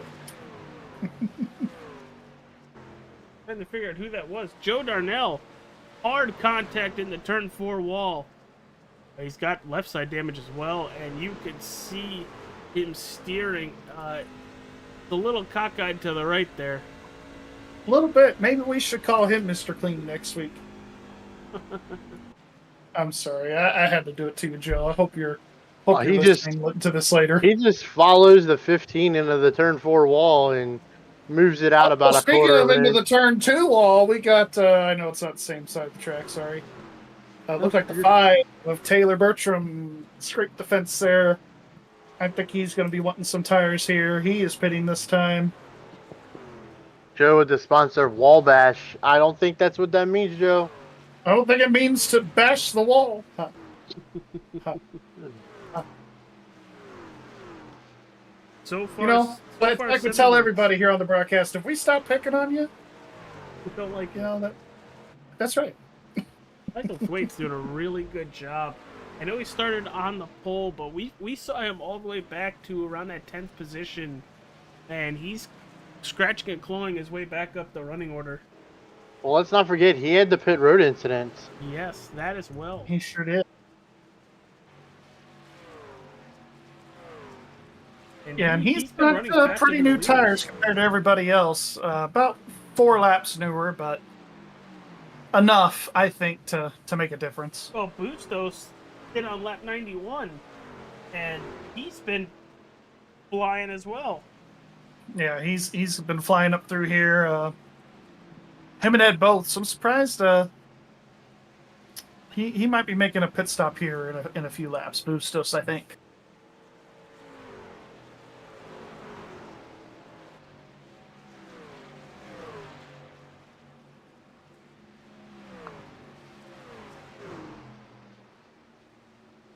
This has honestly been flying by. It has been very competitive up front.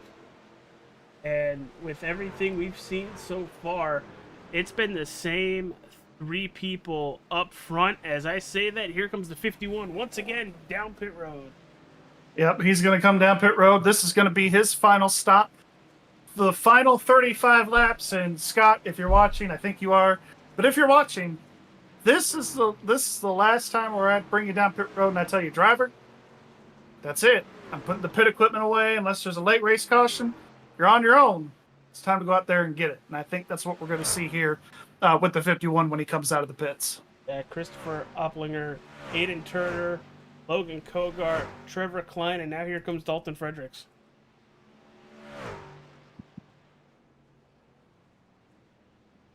Yeah, and you have to respond if you're Dalton or if you're Paul. You have to respond to what the leader is doing, just so that you could try to keep up with the leader. You know, of course, you don't want to sit here and follow the leader, but to an extent, just so that you can stay and keep up with him to put yourself in a position to try and win later on, you kind of have to follow the leader for now. Absolutely, no doubt.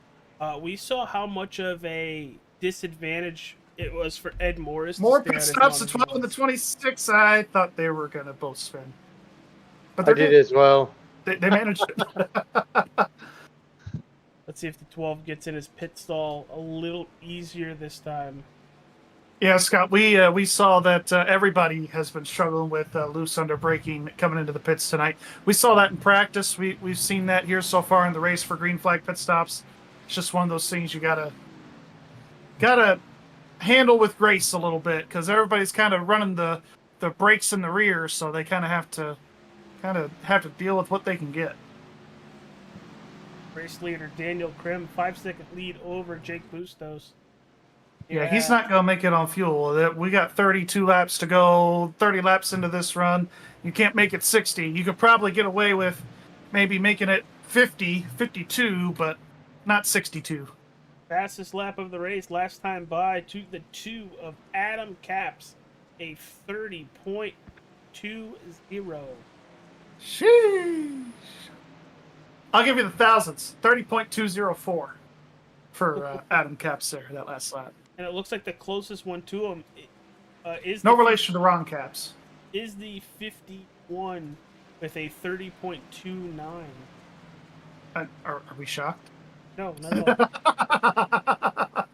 Yeah, Opplinger there with a 30.288. That was his best lap, and he ran that on his last lap. So good entry from the 47 onto pit road. That's going to give the 74 the lead. And, a little bit extra TV time never hurt anybody. Not at all. And speaking of TV time, I'm setting you up for this one, Gary. It's the number 4. Chi-Cheese! There you go. I just wanted to shout Chi-Cheese. It's fun. Fun thing to say. That 4 truck there, Matt Cochran, the Chi-Cheese Menards Toyota. It's going to get split in the middle. Emphasis on the Chi-Cheese part. Yeah, he is going to get split in the middle here. Ooh! Yikes! Hold on to her.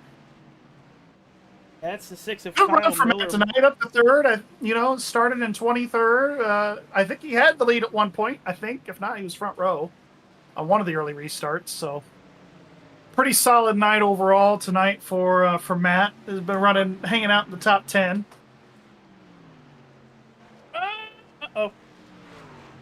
Oh, the 25 of Logan Kogar clips. I think that's Nate Orlowski. It is. We stay green. Yeah, but it looks like Nate's kind of taking a really shallow entry into the corner there, and it caused him to step up. Yeah, washes up. Not on the 25. Just one of those things. 99's on pit road. He said, I'm done. I'm going to pit. So currently 9 votes on the YouTube poll. Who is going to win this race? The 51, the 20, the 48, or someone else? Get your vote in. We are calling it at lap 130. Oh, you can lock polls like that? Well, I have to go in and close it, but yes. Oh, cool. I bet everybody's picking the 51. And I don't blame y'all. I'd pick him too. But I will say the 48's in front of the 51 right now, according to the pilot. So yeah, not by much though. Not by much, but it's there. And so is the 20. And so is the 20. So. And we know how difficult it is to pass. Clean Dalton. air is king. So. And so is managing your tires. I mean, we talk about that all the time on iRacing, especially in the fixed series. But I can't put any more emphasis on it without standing on my forehead here, or my 5 head. But saving and managing your stuff, managing the gap, managing tires, managing your fuel, whatever. Really, really, really important, especially in this league. Managing your tires so you can go fast the whole time instead of just 2 laps.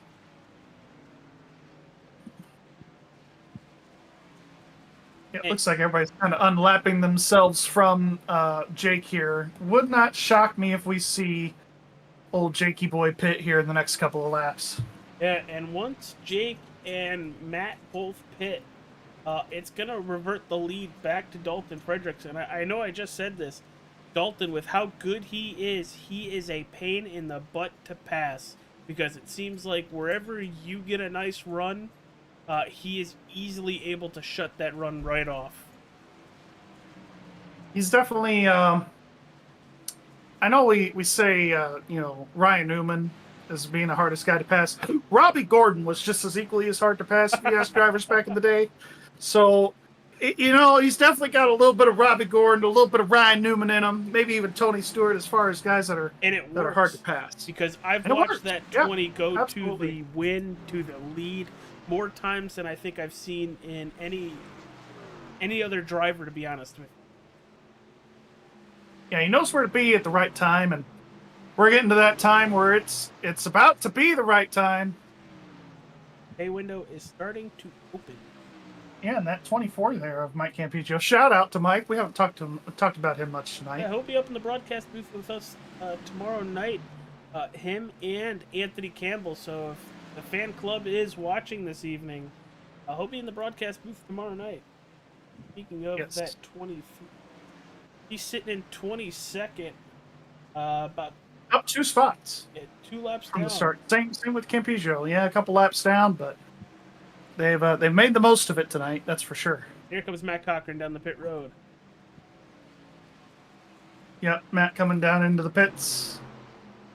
I think Campigio might be able to squeak her into the top 15 here tonight. Maybe pick off another spot or two, but definitely not the night he was hoping for. That's for sure. It's a difficult track, Gary. It is. Nashville is. You think it's pretty simple laid out. Simple layout, mile and a third, concrete, 14 degrees. Caution presented by Elite Entertainment. Who's that?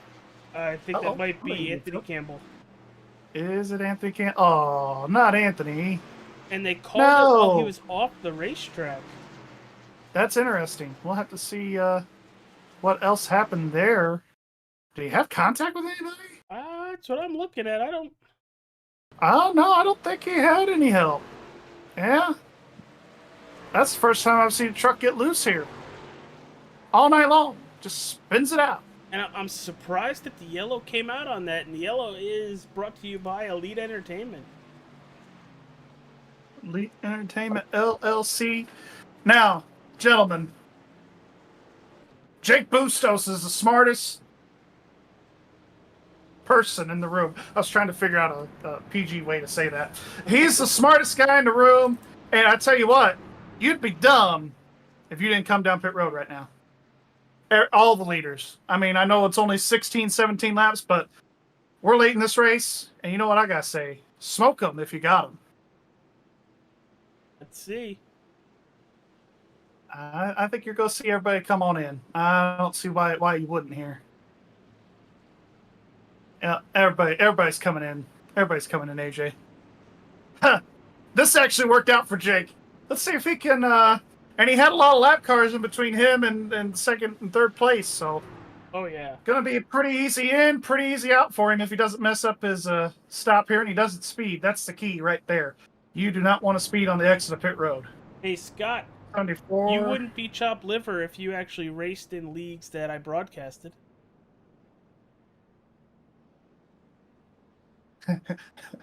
Freaking Scott. Gary has the 6-head confirmed. And Bustos comes out at the point. Dalton Fredericks in second. Paul Irvin in third. Then you have Dustin Carroll, who's going to cycle out somewhere. Hey, Scott. I just want to know in chat. Do you think that you would have pulled that? Would you have pulled that strategy that Bustos pulled? I think you would have, but I just want to hear it. Not hear it, but I want to read it. So, let me know. Well, I think you would. I think you would have pulled that strategy. While we get set up, he says he has. So there you go. While we get set up to go green with just about 17 laps to go, we're gonna go side by side, and we're gonna say hello to a couple of our sponsors. RICMOTECH, high-performance sim racing equipment. There's only one place to go, RICMOTECH.com.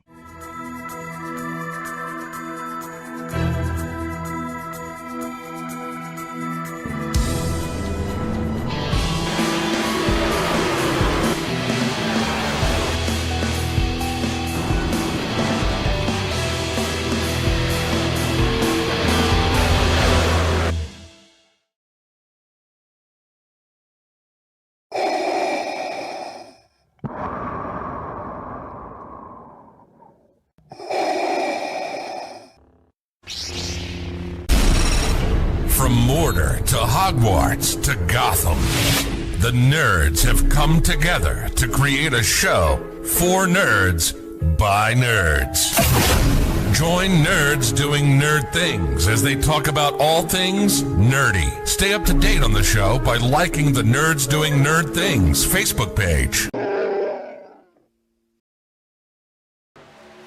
The search is over. The most comprehensive oval scoring solution is here. featuring oval playoffs, adjust drivers per round, custom number of rounds, custom playoff points, provisionals, optional win and you're in, custom playoff displays, rookie championships, optional minimum participation, and load those results in seconds. Visit extremescoring.info today.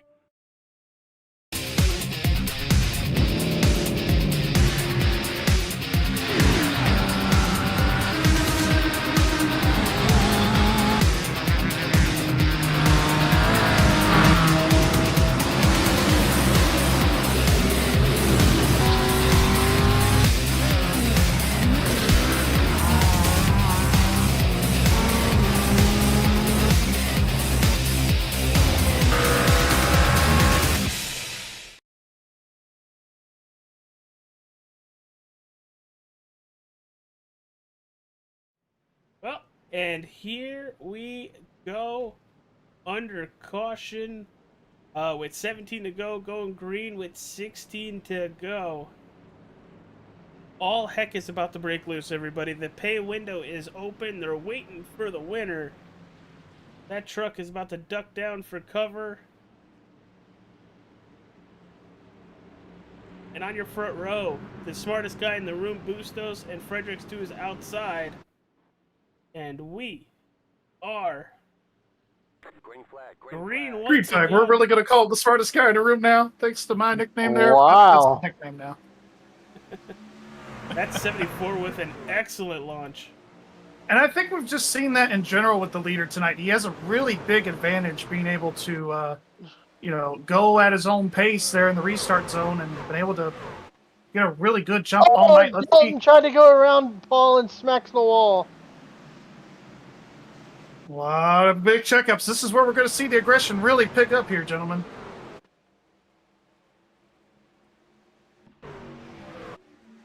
Yeah, I think that's 74. Seeing how these next 15 laps go, you might be a surprise. Speaking of those 15 laps to go, out of the 10 votes, we had 40% go towards the 51 of Opplinger, and then 20, 20, and 20 for the rest. Oh, okay. All right. Well, so far. And the 51 is now bounced off the wall. I think the 51 had a little bit of a bump there from Ed Morris.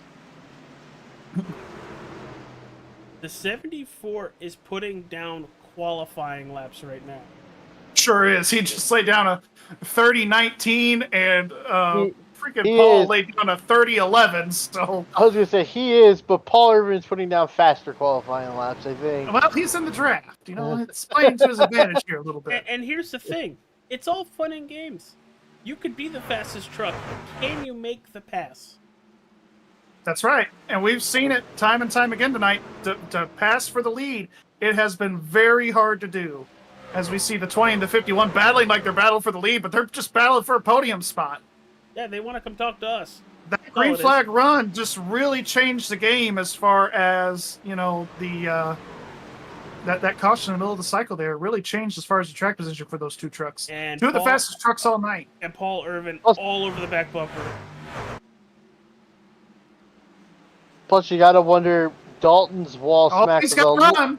He's going to the outside. They're side by side. Dalton's wall smack was a lot harder than the 51, and you wonder if that truck has gotten tight. Yeah, you definitely. Than what it already is. Sure. And they're still side by side for the battle. race lead. And it's going to be close here at the line, gentlemen. That margin right there at the line was 35 1/1000ths of a second in favor of Paul Irvin. I'm going to jump on board with the 20. Does it count if my last week's pick wins this week? Wouldn't that be crappy? I tell you. You might want to talk to Paul Irvin about that if he pulls out the win. The 74 is into the fence. Well, now it's bye-bye top 5. Now it's going to be all up to Dalton. Can he catch Paul? Can he catch him? And if the 51 can clear the 7, he's probably going to try to use the 74 as a pick somehow. Some way. That was a monster hit. that was one of the hardest hits I've seen all night. And we've seen a lot of hard hits. He's all over the back He's bumper. still trying to get to the back bumper of the 20.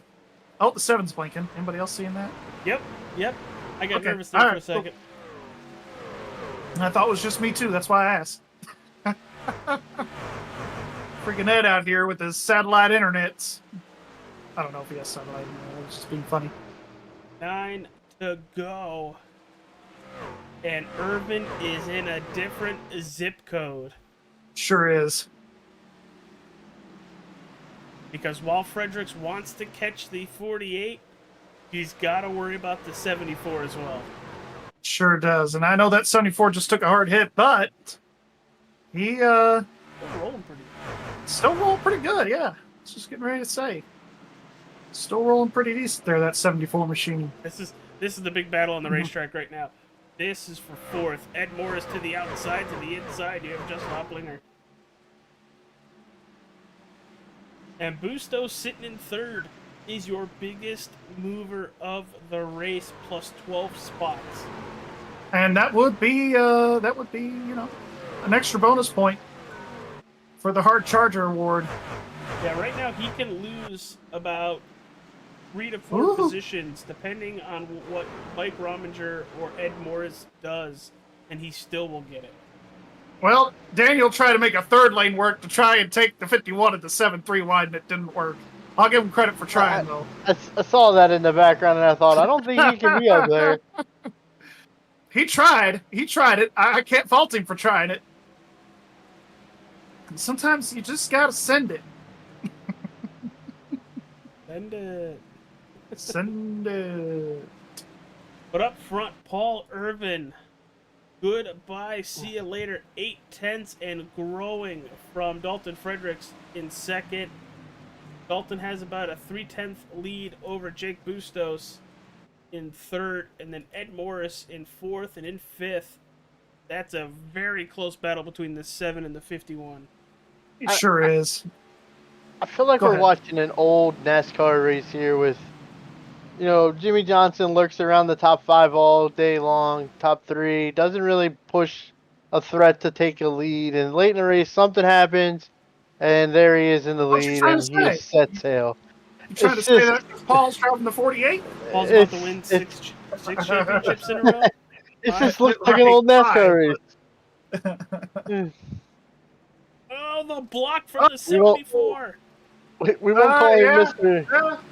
A little bit of a block. It'll take a couple blocks every once in a while, but here comes the 51. It opens the door for him. Here comes Ed. Here's Jake. Who's going to give? Nobody. I tell you that. We won't call... Caution presented by Elite Entertainment. I say we were going to call Paul not Mr. 5-time, but Mr. Headshine. Oh, Logan Kogar. He spins it to the infield, and the caution comes out. Well, he comes back up on track. There it is. He's still facing the right way. Give him that. Style points. Guys, this restart is going to be huge. If they have another set, boys, you know what I'm thinking. I'm just kidding. I don't think that again. I really don't. Kogar. And trying to straighten it out and save it. Just lets the truck roll through the grass, come back up on track, and and you trying to get rolling. Might have stalled it. He was holding the brakes. He just had no control over it. Yeah, and I think that's going to be a pretty easy call for the race control tower there. They're going to put it on 25, and he will get an EOL. Oh, and Paul Irving is the pit road. Oh, no, Paul! No! Why did you do that? Oh boy. Well, I was thinking you would pit, but I didn't think people were actually going to do it. Well, it's Paul and then like 20th on back. Oh no. Well, 12th on back. He's gonna he's gonna restart about 12th. No. Oh no. What? I think you just threw the race away, guys. I ain't gonna lie. I don't know.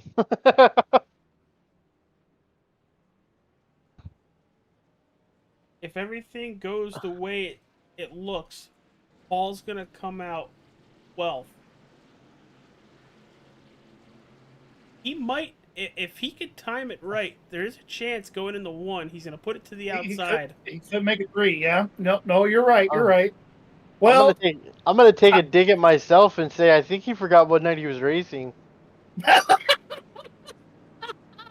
oh, I mean, man, he doesn't you have to said worry it. about one of the nights anymore. Well, y'all said it. I'm just here to laugh and eat the popcorn. Calling Michael Jackson.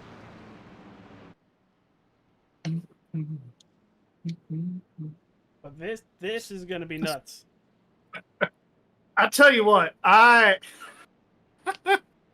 think Paul's going to need both them green, white checkers. I mean, he took 4 fresh sheets. He's gonna. I understand. He's gonna have 20 lap fresher tires than everybody. I understand this, but still. As hard as passing has been all night long, I think you keep the track position. You don't go get Thank 4. You don't go get 4 tires in this situation. It's not gonna. Yeah. In 2 laps, your tires are not gonna make that big of a difference. I don't think. 100% agree.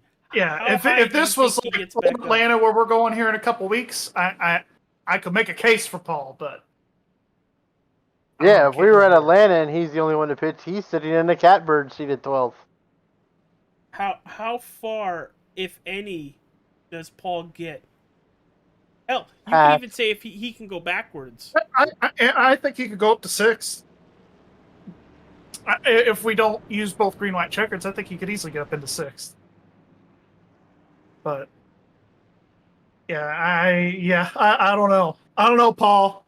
I hope this works out. I hope you're watching tomorrow and you see how I'm just trashing you here. But Well, the lights not are, really trashing. Lights are going to Just go question. off on the pace truck this time by. They're going to grid up.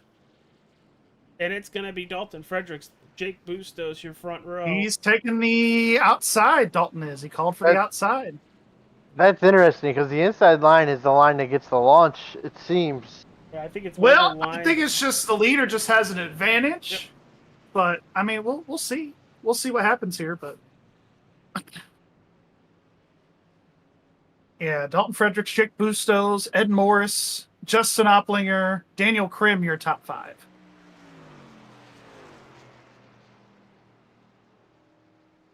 What a race, gentlemen. Yeah, absolutely. 5 cautions. Most of them in our first stage. We've been, for the most part, caution-free in the final stage. But, Gary, how many green-white checker attempts are we, are we allotted? Do what now? 2 green-white Yep, checker attempts. Two green-white Two green, checkers. white checkered attempts, yes. And, That's why I kept saying he needs both of them. And this counts as one, doesn't it? Sure does. Sure does. Right here, green, white checkered attempt number 1. Your overtime. Everybody's standing. Holy cow, this place is up on their feet. I'm almost standing. And here we go. Green, white checkered attempt number 1. Felt like Dalton went early in the box, but hey, if it counts, it counts. Really good jump. Able to go early. Oh, they're 3 wide. Oh, they're 4 wide. They're wrecking. Oh, they're wrecking. Caution. Presented by Elite Entertainment. This is overtime, though. Second overtime attempt. Going to use them both here. I mean, I guess it's a good thing that I didn't remove the Elite Entertainment from the... Well, you know. All got up to 10th. If they can't go green, he's... Still top 10 night. I mean, it's not bad, but, you know, definitely what could have been scenario potentially brewing here. What he needed there was to be able to get through 1 and 2 before a caution. Yes, that's what I was just getting ready to say, Ryan. You hit it right on the head. He needed the caution to be later in that first lap.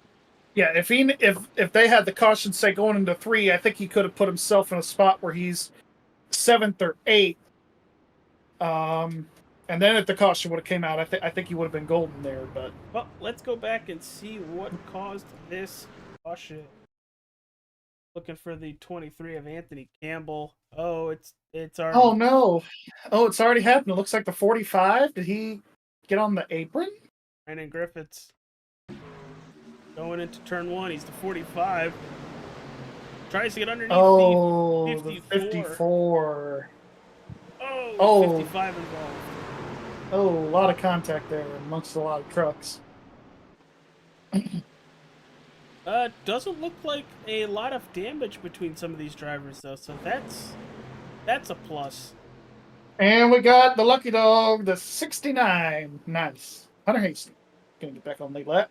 Oh, never mind. Big damage on the 99. Oh, come on, Nate. There was nowhere he could have went. Yeah. He was off the track trying to avoid it, and the 54 just ends up being... Oh, so you're saying he got involved in somebody else's mess? Yep. Yeah, sounds like me. I hear you, Nate. Settle up. Come back tomorrow. Maybe. If you Yeah, want. speaking of tomorrow, Gary, what do we have tomorrow? We do it again tomorrow. Yeah, the XMS We have the RICMOTECH. Extreme Motorsports RICMOTECH Xfinity Series. What is there, an echo in the booth? I think there is an echo in the booth. I thought he was throwing it to me, and then he started talking Yeah. again. What do we got, Gary? Let me tell you what we got, Gary. Well, it sounded like he stopped. What? And then I was... Did I have a lag on my end? No, I'm just kidding. No, it's a lag on his end. Oh, we're throwing AJ under the bus. A hell of a speed bump. Anyways, Nashville Super Speedway tomorrow again for the Extreme Motorsports RICMOTECH Cup Series. I'll wait for that answer. Go ahead. 145 laps tomorrow. I'll be in the 27 Chevrolet. We've got Ryan here. He'll be in the number 32 Chevrolet. And we'll have a nice smooth speed bump known as AJ in the broadcast booth. Oh, you calling him a bump on the log? Be nice to AJ. That's a redwood log.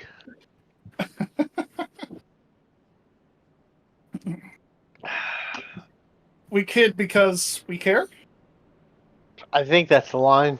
You think that's the line by Chris Myers? Yeah. At least I didn't say Michael Myers like last week. Holy crap. He did not say that. He just killed a lot of people.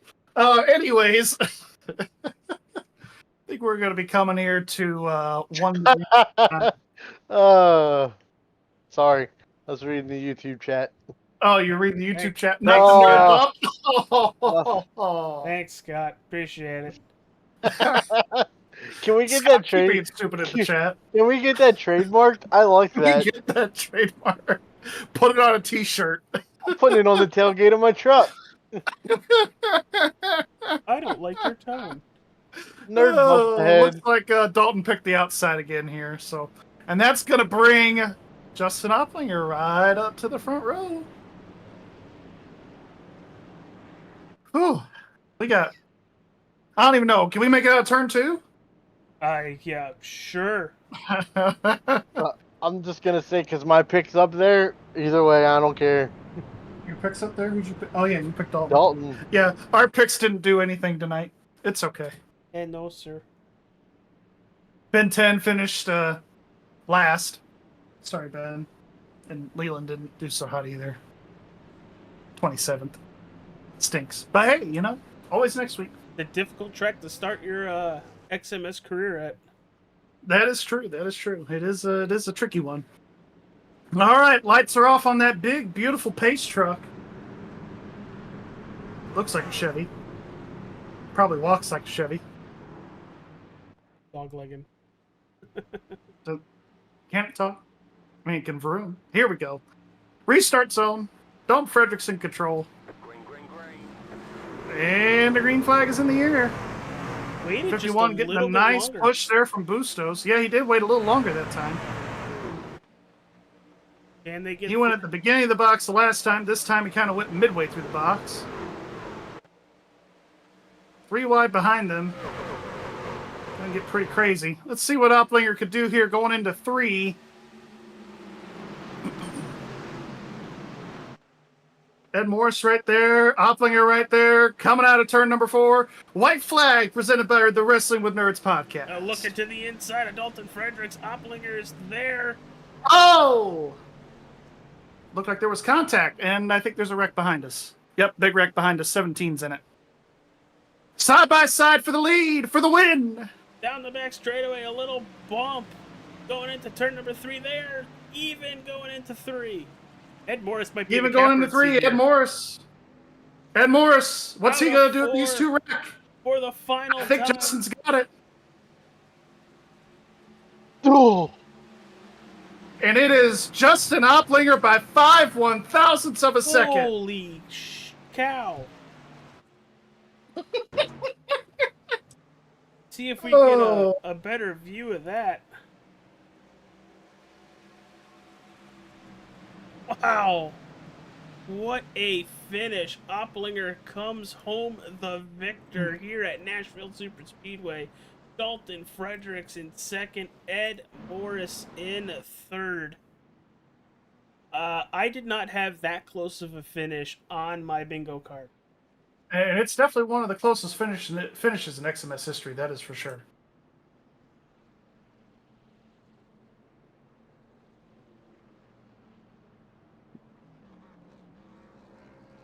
And there's the 51 burning it down. This is 2 in a row for him, correct? It is 2 in a row. In dramatic fashion, too. Yeah. You ain't kidding with that one. Very dramatic fashion. As he is putting on a smoke show for the fans in attendance.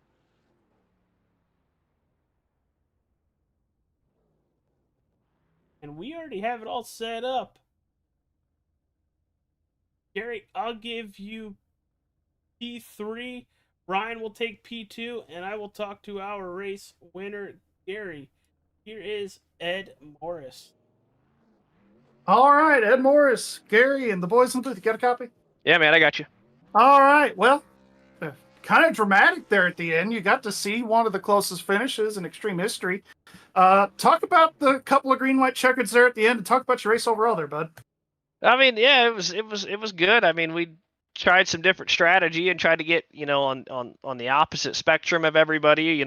We tried something different, and as you see, it didn't really work out. We was falling behind, on that last run, and it is what it is, and we were just gonna try to maintain as best as we could and hold on to what we can, and lucked out with a late race caution, that kind of kept the track position and got us back into it. So. Cautious breed cautions. So I wasn't, I figured we'd probably go both green, white checkereds, and I'm glad we was able to make the next one or the last one. Yeah, you and Bustos both got a couple cautions there right when you needed it. Yeah, he looked out the best. Yeah. No, he did. Yeah, he was able to get fourth, and you got last step on the podium there. We do some road racing next week. You're a pretty good road racer. We got Mo Sport. Canadian Tire Motorsports Park there. How do you feel about your chances for next week? Yeah, if I was gonna be able to be here, I don't think I'm gonna be able to make next week, so I'll probably have to take a provisional. But if I was, I'd feel pretty strong there. I don't know if I'd be as fast as Justin. I know Justin's really good on a road course, and Paul's good too. But Motorsport's probably one of my better road courses, anyways. So I mean, we would have definitely been a strong car, a front runner. Absolutely. Well, any final thoughts, shout outs, thanks you want to give to anybody tonight here as we let you go celebrate P3? Yeah, big shout out to RICMOTECH. Appreciate those guys for helping us out and supporting us throughout the seasons and their sponsorship and everything that they do for us. And if anybody's ever looking for some sim racing gear or even some assistance setting their stuff up, call those guys over at RICMOTECH. They got lots of products and lots of smart guys over there that can help you out. So go check those guys out, RICMOTECH.com. Just big thanks to everybody here at Extreme Motorsports. You guys for doing the broadcast. You guys do a phenomenal job, and our admins, for being here every week and making sure this thing runs as smoothly as it does. And all the drivers here at XMS. Thanks for being here. All right, man. Well, thanks a lot for stopping by and talking to us. And we'll see you. If we see you next week, we see you. If not, we'll see you in Atlanta. Appreciate it, guys.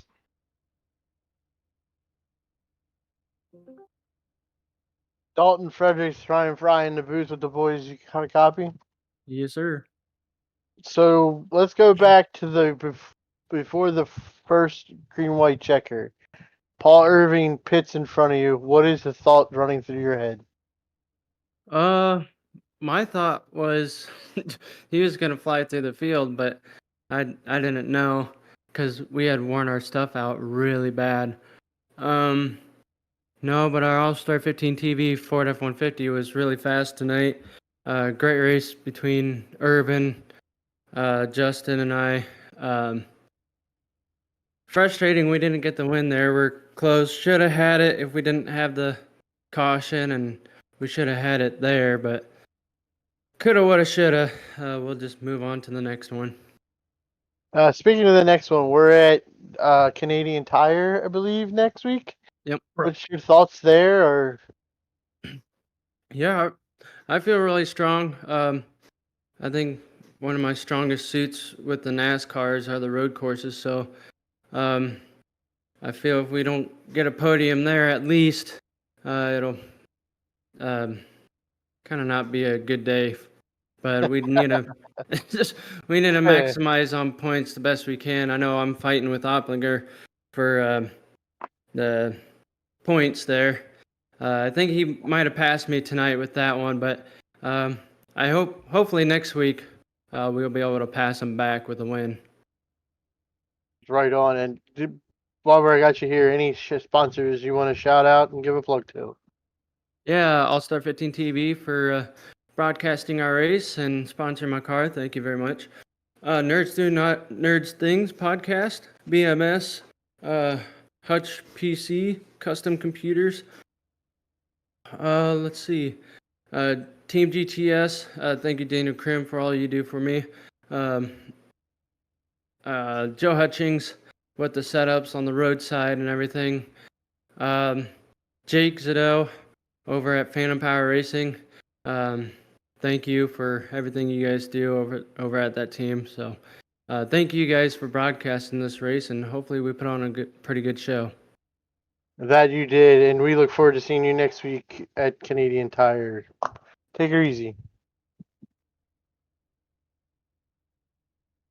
All right, it is time for P1, the man of the hour, the driver we've talked the most to this evening.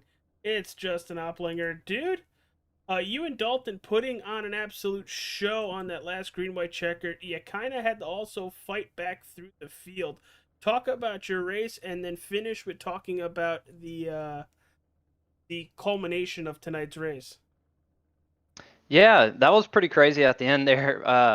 I thought I screwed my whole race on, I don't know if you guys captured it, but the last green flag pit stop we had, I slid through my box a little bit, and that cost me a little bit of track position.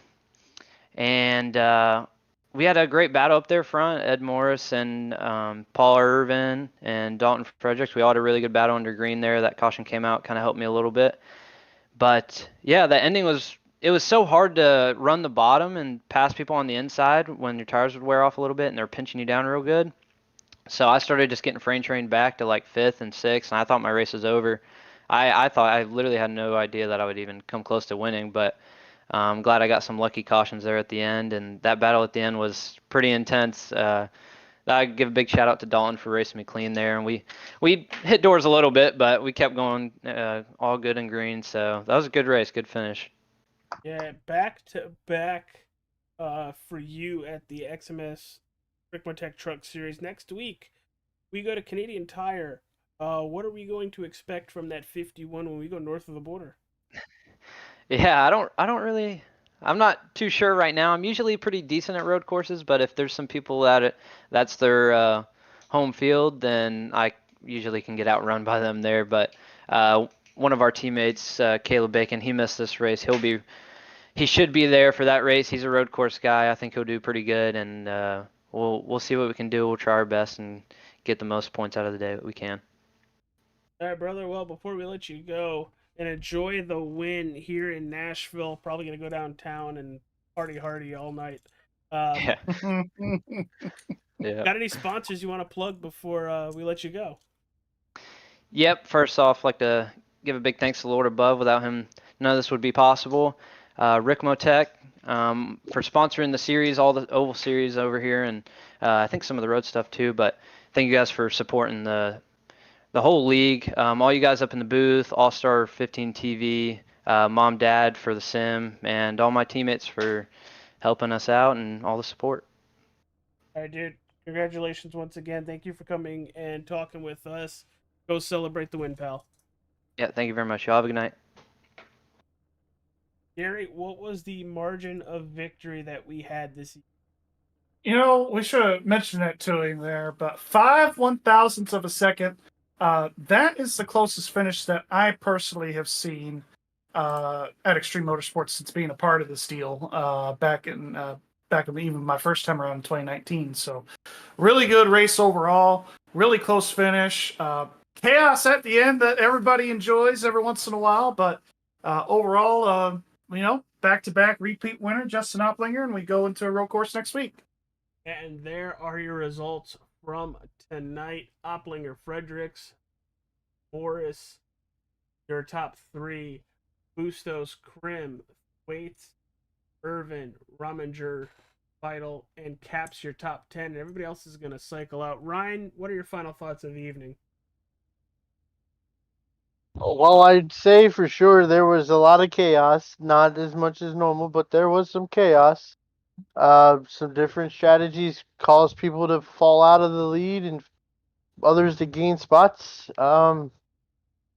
It was fun. It was interesting. Looking forward to turning left and right next week. Hoping no spears on the start-finish line. Like the last time they were there, the trucks raced up there. Although I'll call wrestling action if I have to. I'll break out the JR lines if I have to, but I hope we don't have to see any of that. But it shall be fun up there north of the border with these trucks running a Canadian Tire. You guys got your passports? Sure do. Nope, I'm hiding in the bed of Paul Irving's truck.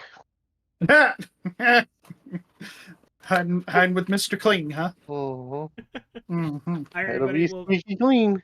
thank you all for tuning in. Thank you to RICMOTECH. Thank you to all of our sponsors, Elite Entertainment, for coming on the broadcast as our caution sponsor. Real quick before we go, if you're in any vicinity of Florida and gonna get hit by that hurricane, listen to what they're telling you and get out. Don't just think, oh, you're going to be fine. Please be safe. Not just for you, for your family, for your friends. You know, you don't want to be the one guy that didn't listen when everybody else left and you end up floating down the river. But guys, stay safe. Good. Take care of each other. We'll see you north of the border next Tuesday. AJ, it's going the long way. Heyo.